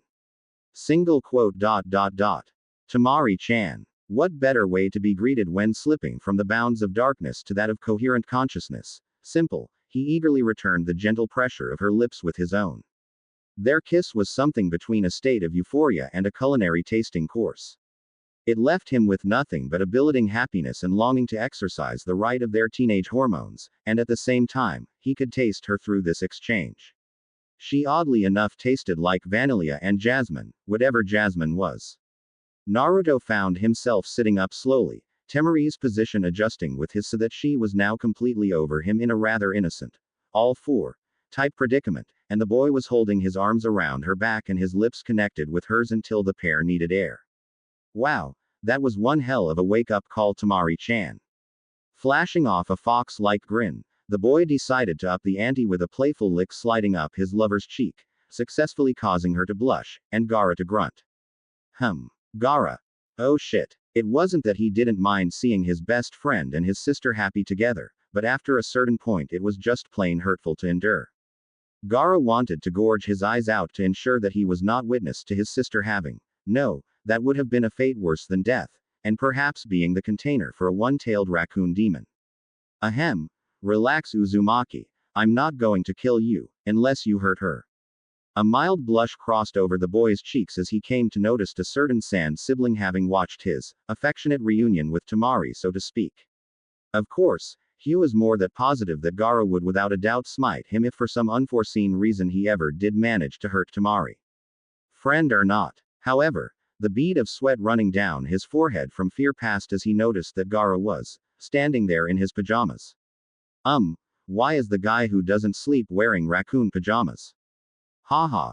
Oh man, this has got to be a dray weight. Why are you wearing raccoon pajamas? Maybe he should have held his laughter in just a few seconds longer. Sighing, the red head moved from his leaning position against the wall to a full upright stand, while his sister beat him to the explanation of his demonic jammies. Well, you see, Naruto-kun, the eldest of the three present, started while shifting to a more comfortable position at her little Genin's side. Ever since you beat Gaara a while back, he's changed. He's even uncovered and started to experience a few emotions, which led to him feeling bad for not being able to sleep and neglecting his pajamas, so they became office and basic work wear for him. She finished, nodding her head as if it were the most common of concepts to run across. Naruto, however, had a single important question. You mean, nobody says anything about them? Who would question the strongest shinobi in the village knowing he's a demonic carrier and a former psychopath? Gaara countered with a logical and slightly sadistic smile simply for the purpose of effect. Naruto blinked and conceded to that point without any form of rebuke. I guess you're right. Gaara would watch the two as they started to relax into each other's embrace and immediately felt more than a tad bit uncomfortable. Must break up mushiness until I leave. So Gaara did what any self-respecting leader in pajamas watching his sister and best friend get cozy in each other's presence. He got down to business to kill the mood. Uzumaki, if you and my sister can keep your hands off each other for a few minutes. I'm sure you'd like the details regarding your mission here, to Suna explained in the full. Watching with a successful smile as the Temari pouted and moved to stand against the wall and the younger blonde's admiration fixed on him. It was good to allow the atmosphere change from lovey-dovey to that of a more serious nature. It caused the cage to form something along the lines of smile as he witnessed his handiwork in progress. Naruto blinked, uttering a slight sure, while Temari's gaze lingered on her brother long enough for him to understand that he had about 5 minutes before she'd have to threaten him with cooking his own dinner. And everyone knows former psychopaths can't cook without their sisters. That caused the rather composed redhead to shiver. Well, foremost, this is a trip between friends, Uzumaki. Something to pay you back for helping me realize I was going about life in the wrong manner. And yes, I can speak whole sentences when I feel like it. Quote. Taking an appropriate pause to watch the amazed boy, those eyes would rest slightly on the flushed figure of the grinning teen. Secondly, I'd like you to personally assist me here in Suna. Consider it a preparation to aid you on the path of becoming Hokage, and finally, to aid in the retrieval of a one Uchiha Sasuke when the time comes to launch a final attack on Otokogakur, since that battle is yours alone, Uzumaki. Mentally, the cage sighed as he noticed the wince in Naruto's features, but returned to offer a rather calm smirk as the light of confidence shone through those undeniably bright eyes of blue. Now, to brief you on your first A-ranked mission here in Suna. Somehow, Temari felt that the boy's initial mission in the realm of Wind Country wouldn't actually be an officially classed mission, but rather something her brother conceived to keep him from dwelling on the near victory he held in retrieving his former teammate. Depending on whether or not Gaara's helpful, I'll have to make his favorite food tonight. The young woman was currently leaning against the nearest wall from the hospital bed, since her cuddling and kissing with the leaf nin was unsettling to her Ototo. Well, Gaara, what is Naruto-kun's A-ranked mission? Meanwhile, when a certain individual heard that he was being given an A-ranked mission this early in his arrival to Suna, he wanted to leap to the high heavens themselves. However, Naruto managed to restrain himself long enough to glance toward the current cage and make a formal inquiry as to his assignment. Yeah, so what is it, Gara? Quote dot dot dot. You are to take Sabaku no Temari out on a date tonight. Also, while you are staying here in Suna, you will be living with my siblings and I, so please you too, if for some god-forsaken reason you can't keep your hormones in check, try to at else warn me. The two blondes were overcome by a scarlet tone gracing both their cheeks at this particular insinuation that they may lose themselves to more adult urges, in speechless wonder.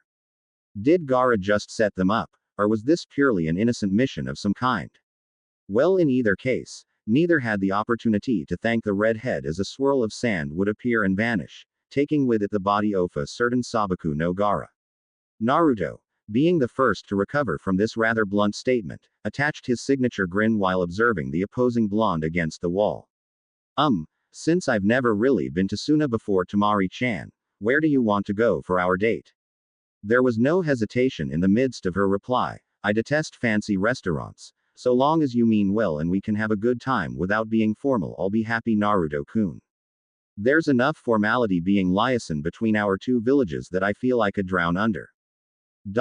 Quote. It was indeed a rarity for the said woman to discard her own mask, having been raised as a battle-hardened attribute of war, but the playful wink shot towards the otherwise jovial boy was a testament to her trust in letting him see her for who she truly was. So long as he didn't tell the whole world. And if you do a good job, Naruto-kun, I may be nice enough to let you share my room with me tonight. Naruto could only manage a simple blush and hold the perverted thoughts would have normally entered a hormone-raging teenager. However, it seemed he managed to institute some form of control. Hi, Temari-chan. Meanwhile, across the scorching desert sands and nestled within the plentiful forests that created the natural beauty of Fire Country, news of Orochimaru's and the defective Uchiha's attempt on Naruto's life happened to reach the ears of a rather aggravated Hokage. To be kind, she was undeniably pissed. Tsunade would stare at the messenger from Suna with the workings of what she knew would be nothing short of a migraine, and there was no sake in her line of sight either. Quote I've heard enough, thank you, and give my regards to Kazekage-sama. Once the said messenger took her leave, the Godime took the only chance for relief she could, calling on a truly unsuspecting Anbu guard to enter her office, only to issue a rather stress-relieving punch aimed carefully for the man's nose. Luckily, a perverted Sanin happened to stop short of the office door, or else the velocity of the flying body would have carried him through the structure of the Hokage Tower as well. Quote You should really work on that temper of yours, Tsunade, stated a rather serious Jiraiya, taking it upon himself to enter her office and taking a seat for himself. In terms of normality, this situation would have left him a prime target for the woman's wrath. However, as he removed a bottle of sake, began to pour the contents in two separate cups, she decided that maybe Jiraiya could be tolerated for now. The problems with Naruto, there's no other subject here in the world that would cause Tsunade to look as if she were ready to give unsuspecting demonstrations as to just why she too is a legendary ninja. Damn it, brat, you better not have died on me, you talentless. Taking his cup in thought, the male's thoughts were interrupted by a rather agitated voice, and it seemed that perhaps his theory was proven correct in less than a second of existence. If he wasn't such a good ninja, perhaps Jiraiya would have been an undeniable psychic. Sighing, the bitter taste of sake appeared to be an immediate aid to the ailments of Tsunade's mind while gutting a rather sharp glance to her comrade. Orochimaru and Sasuke attacked Naruto and Temari as they were reaching the border separating fire and wind. And on last reports, he was being treated for a puncture heart and lung. Jiraiya. No mistake could be made on the venomous tone her words were laced with. Even in the casual manner the two discussed such important events could not have adjusted the aura of murderous intent radiating from the busty fire shadow. Damn it. Why the hell did this have to happen now of all times? Usually, the lecherous shinobi would have made some reference of perversion to clear Tsunade's mind from her unmistakable rage. However, this issue regarded a boy he had come to look at as an aggravating son. It was strictly business. I should have expected this to happen, considering Orochimaru knew I had Naruto for the past 2.5 years, making it impossible for him to get anywhere near the brat. Jiraiya managed to indulge in his sip of sake to clear his own anger, before cutting in the uncomfortable measure of silence that befell the two. Quote I'll have to complete the brat's training. This immediately stirred the rather irritable woman into a state of surprise, having been unsuspecting to that particular comment. What exactly are you getting at, Jiraiya? Naruto's training is incomplete, and not to mention, both of us have some unfinished business to attend to with our former companions. His at least has the hope of being saved, but Orochimaru is my responsibility, Tsunade. I let him escape when I had the chance to end it those many years ago. To say she was shocked would be more of an understatement to the word astonished. However, the words were regrettably true enough. Pouring another cup of sake for her consumption, it seemed her headache would only compound after the events of this conversation. Don't die, Jiraiya. Sometimes, that the only way to win, Tsunade. Allowing his eyes to raise in an attempt to read her expression, the only thing he noticed was the still concern floating through Ryubi crests of a perfect balance. It was time to go, before an explanation was in order, and in the time it took for his figure to blend with the shadows of Konoha. Tsunade had come to dwell on those final words. Damn, my head hurts. About this time, Naruto was being introduced to his new living arrangements for the next year or so. Temari, latched onto his arm with a rather uncharacteristic smile splattered across her face, was leading him through the home of the Suna trio. Kankuro could be seen readjusting the make of his many puppets and that curious amount of face paint in front of a rather large mirror while Gaara was reviewing some paperwork on the couch. To say the boy was surprised with the grandeur of their tower-esque home and socially acceptable furniture would be a minor detail in the only thought that mattered. This made his minute apartment appear through comparison, the shabbiest of compounds in the whole region. And this, Naruto-kun, interjected a rather voice as Temari dragged him through a hallway, stopping in front of a set of 3 doors, as Kankuro's room indicated by the puppet guarding the door, Gaara's by the note saying, "Must repent for pajamas," and mine with teehee lavender door, which, depending on the results of our date, you might be sharing with me tonight.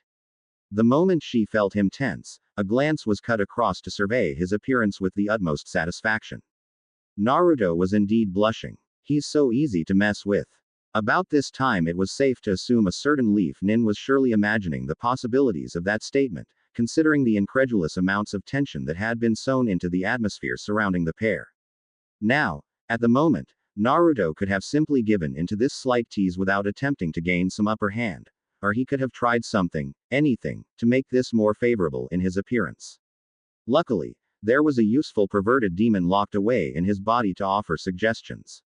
Not that he needed them, no. Well, Kit, how about using a little charm? Maybe some affectionate action. Arm her waist. Stop your standing there and show your supple, little vixen, you're just lusting for her as well. Damn it, Kit, be a man.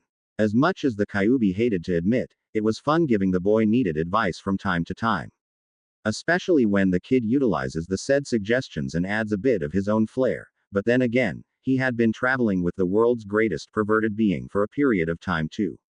With a fox-like smirk in play, Naruto managed to use his non-latched arm to slide comfortably around Temari's waist as in reference to the Kyuubi's advice, and a certain book a relatively slow, perverted Sanin forced him to partially review his training.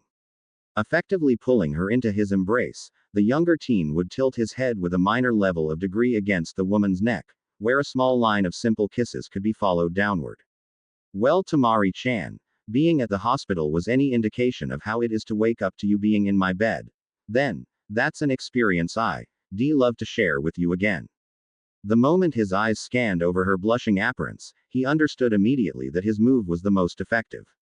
Temari, on the other hand, was convinced she had obtained the upper hand in their rather quick relationship with that little tease, at least until Naruto decided to rebound.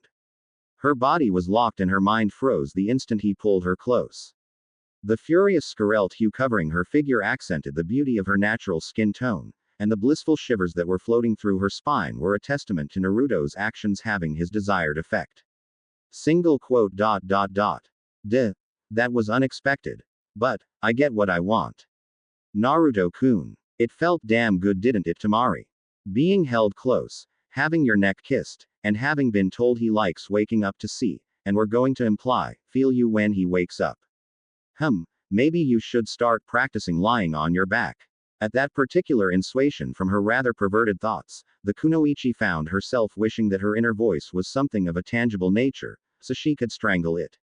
This was now a provocative war for dominance in the department of, and she'd be damned if Naruto won. Single quote dot dot dot. Gomen. Naruto-kun, that felt good, but I can do much better. C minus circa. Comes on in, Naruto-kun. Luring him with an unusually faint and stuttering voice, the sand-haired woman waited until his embrace was released before turning around and pinning her little genin against the door to her room. Did you really think I was just going to let you have the final say, Naruto-kun? Flashing a playful wink, the goddess-like figure found herself leaning her upper body roughly against his chest. Her rear end protruding rather far into the air while two legs seemed to entrap those of her target underneath. Naruto was now the undeniable prisoner of a rather determined young woman to keep the line of tease in her favor. Oh come on, are you frightened, Naruto-kun? Hold me. Grinning with the touch of mischief, Temari captured the surprised boy in a rather passionate liplock. About the same time, an unsuspecting Konkuro decided he needed to obtain some innocent makeup, face paint from his room, only to have the sight of his older sisters shoved high into the air where his eyes were fixated on in horror. My eyes. Oh God. It burns. Stop. Stop. Ignoring the rather tearful puppet specialist as he grabbed his eyes in blatant horror and attempted to retreat to whence he came, Naruto obediently complied with the teasing taunt common from his rather dominate lover. Gulp. Man. Temari-chan sure is. Feisty. Gulp. Slowly pulling his arms around her waistline in the midst of tasting the exchange of their lips, a sudden appearance of smoke left Naruto finding himself kissing a log. Nani. Meanwhile, Temari was sitting on the couch while flipping through the wondrous invention known as cable television. Simply because her expertise in the areas of love and boys were limited did not mean the woman was yet left from the circle of ultimate teasers. Hope you enjoyed, Naruto-kun. She just happened to yell down the hallway as her replacement jutsu took effect, because that's all you're getting until after our date. Quote dot dot. Yes ma'am. Naruto found himself sitting within a kitchen, blushing proudly at even the slightest recall of the painfully enjoyable tease his Temari-chan put him through. He could still smell, feel, and taste her. And the log from that devious replacement technique when he closed his eyes, which wasn't exactly the most intelligent thing to do when using a knife considering he had just cut his finger. OWW. Kuso. That hurt. Sighing, it was bad enough working his butt off, a few hours having passed since the ultimate tease fiasco, and now he was being teased by a formerly quiet Kyuubi. You're cooking. You ran through the desert with a pack of water and my chakra boosts all the to the border and back just to pick up some wildflowers, and you even got some decent clothing to wear, not mention that little surprise. Haha. Either you're extremely whipped kid or you finally learned how to play the mating game with your vixen. At such a young age too. Sniff. I'm proud, and I'm sure that Baka-sanin would be too. The Kyuubi was enjoying yet another round of laughter on Naruto's expense. However, the greater demon was honest in his pride regarding the young teen. It took a few thousand years before Kyuubi got laid, and it appeared his kit would have only needed 15. Shut up, Kitsune Tem. I just want to give Temari-chan the best first date possible. After all, she was the first girl who actually loved me. Sewer Kit. So I'm assuming this has nothing to do with the promise of getting in her pants, Kit. Shut up, you stupid fox. Can't I just do something nice for Temari-chan without you trying to twist me into your Ero Sennin? Once the preparations for their meal were complete, Naruto decided to go finish getting ready himself before picking Temari up for their first official date as a couple. Man, I'm so nervous. Good thing Ero Sennin isn't here or he'd probably have used us for tons of his dirty research for those stupid books. Changing into a rather comfortable t-shirt overlapped by a deep blue vest, baggy black pants. Those untamed locks were allowed to fall in full unrestrained havoc. Okay. Time for this mission to begin. With that said, the boy decided to practice a rather useful teleportation jutsu Gaara had to teach and reteach him beforehand, arriving with a slight knock against a lavender door. Food basket in hand, as well as a set of hand-picked flowers. Temari-chan. The sight that he beheld the instant she opened the door is an image Naruto would have embedded into his memory for so long as he was alive and breathing. Quote dot dot dot. Why. Oh, you're absolutely beautiful, Temari-chan. The said woman opened the door with a lazy wink, and soon found herself satisfied with Naruto's recitin. She sported a rather snug tee uplifted her cleavage area along with a thin, red kimono coat. Fishnet stockings seemed to be her idea of casual wear, including a rather provocative mini-skirt and sandals.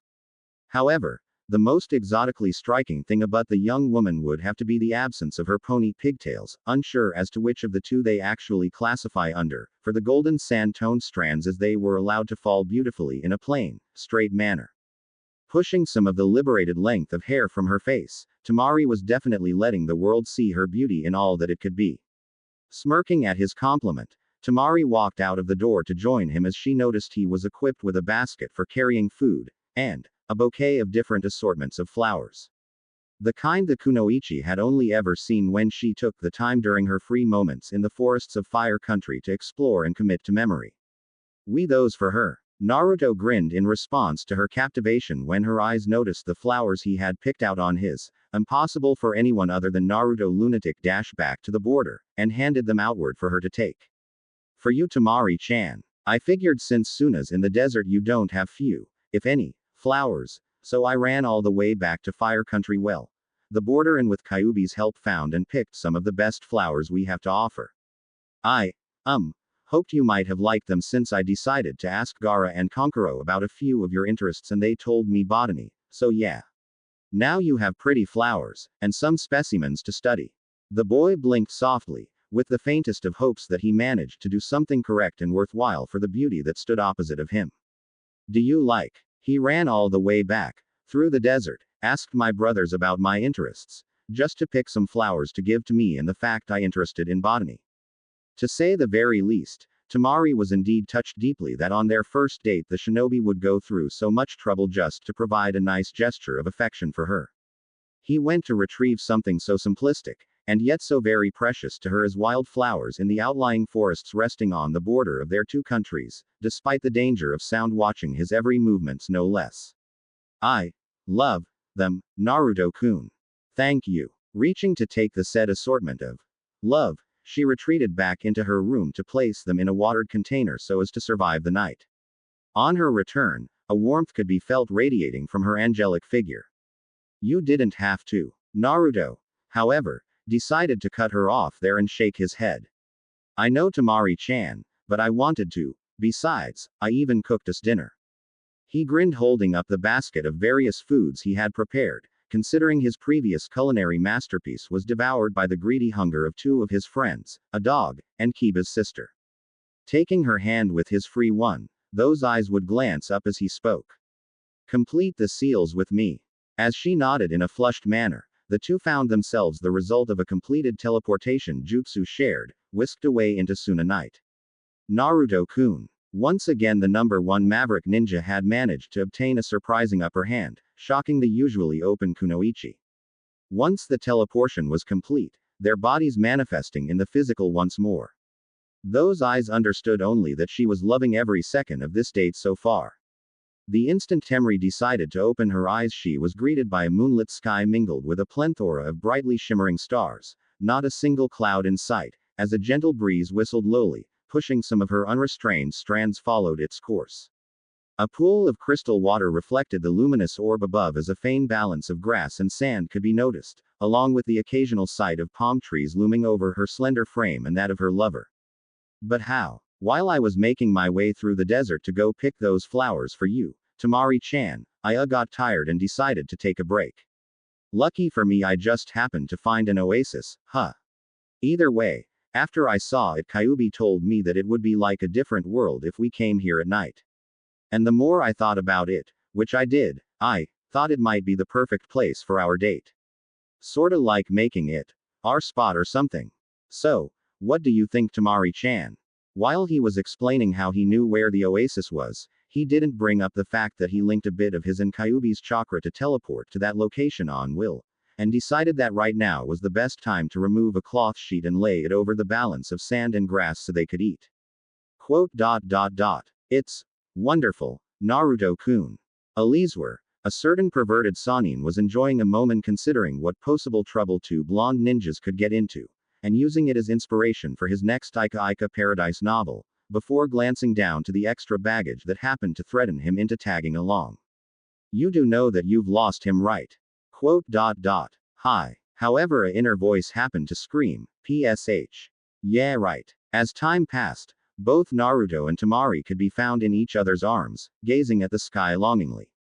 You know, Temari, every time I used to look up at the sky, I chose to and used to those to remind me of my dreams. Naruto had no rational idea why he decided to bring this particular topic up. However, as he wiggled his arm and chopsticks to grab a dumpling for the lovely addition sitting in his lap, he could only think about how cute she looked as he fed her. Hee hee. I guess Temari-chan likes my cooking. Correction, Kit. She likes our cooking. Shut up, you baka kitsune. I'm trying to enjoy my date. Harsh, Kit. Harsh. If you shut up and go to sleep, YP, you stupid fox, I promise I'll finally call you Otosan. Deal, Kit. While this mental transaction was occurring, Temari was adjusting herself in the boy's lap while chewing on the dumpling she had been offered and fed. She heard that his cooking was something comparable to a good restaurant, eating out, but. Now she understood. It almost brought a tear to her eye with the complexity of flavor and savory taste. It was just a dumpling, for crying out loud. I think Naruto-kun's going to be making the dinner for the next year or so, hee hee. It was about that time she finished the dumpling and decided to draw her attention to the many glittering celestial bodies that occupied the sky and smile. Tabo Hokage is definitely one of them. So what's your second dream, Naruto-kun? Naruto blushed faintly, amplified by the moon's pale radiance, as he glanced down for a brief moment and lost himself toward an affectionate smile.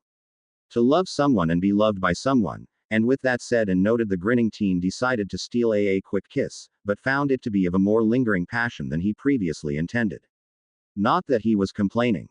The instant she felt those lips against her own, she returned.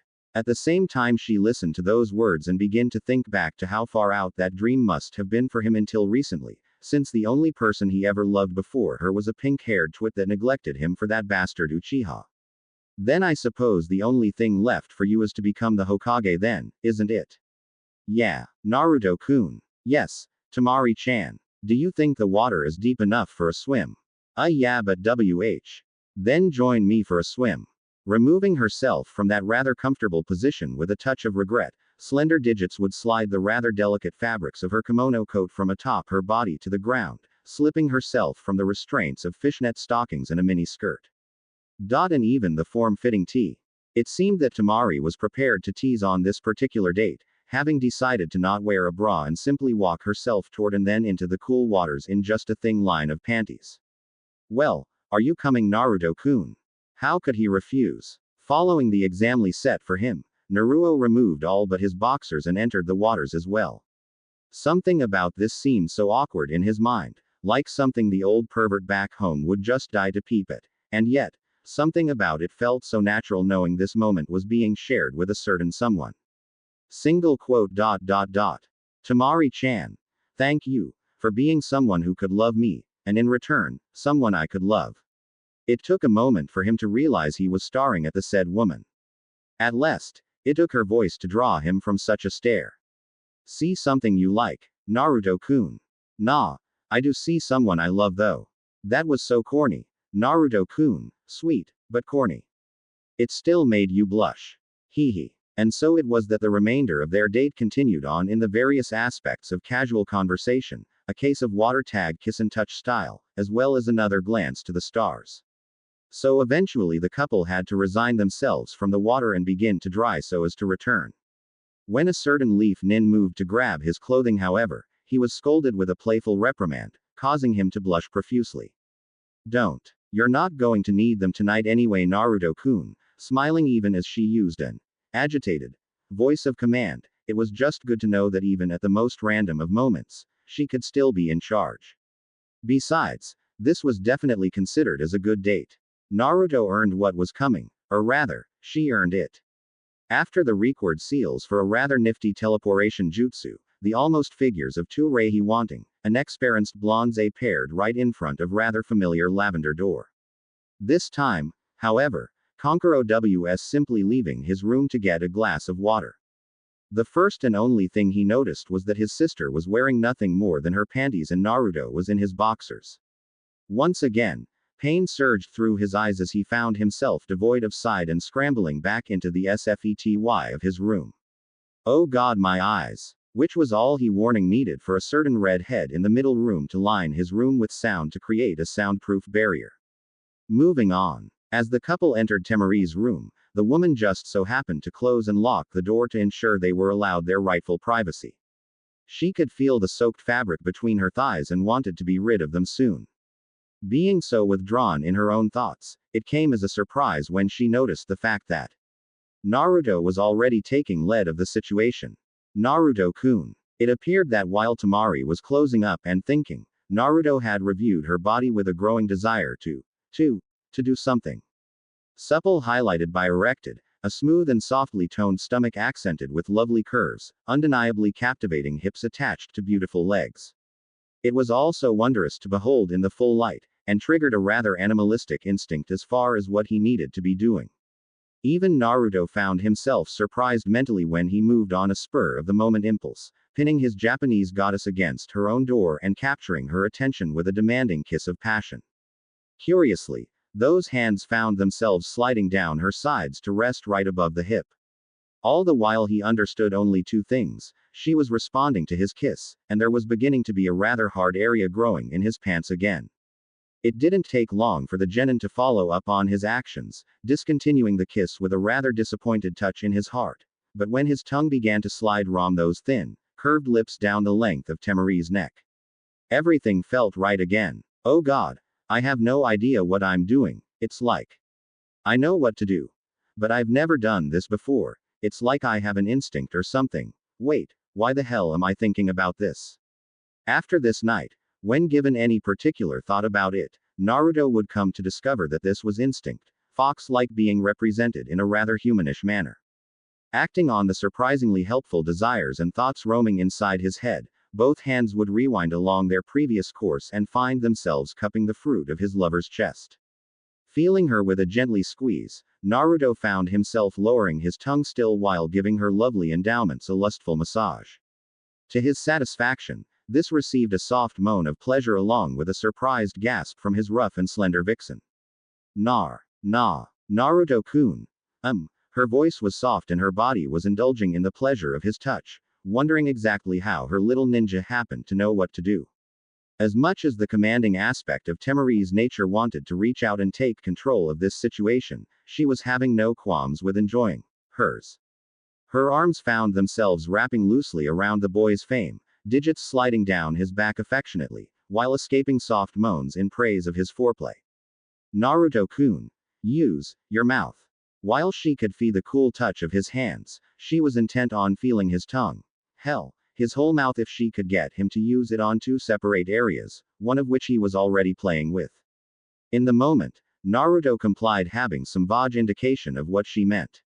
Sliding his mouth over a playfully erected playmate into his mouth, suckling happily.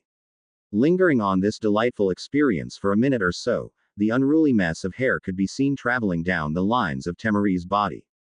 Deeper and slower breaths, squeaking moans, and the urge to do more came to mind, at least, until his momentum was halted by an aggravating article of clothing.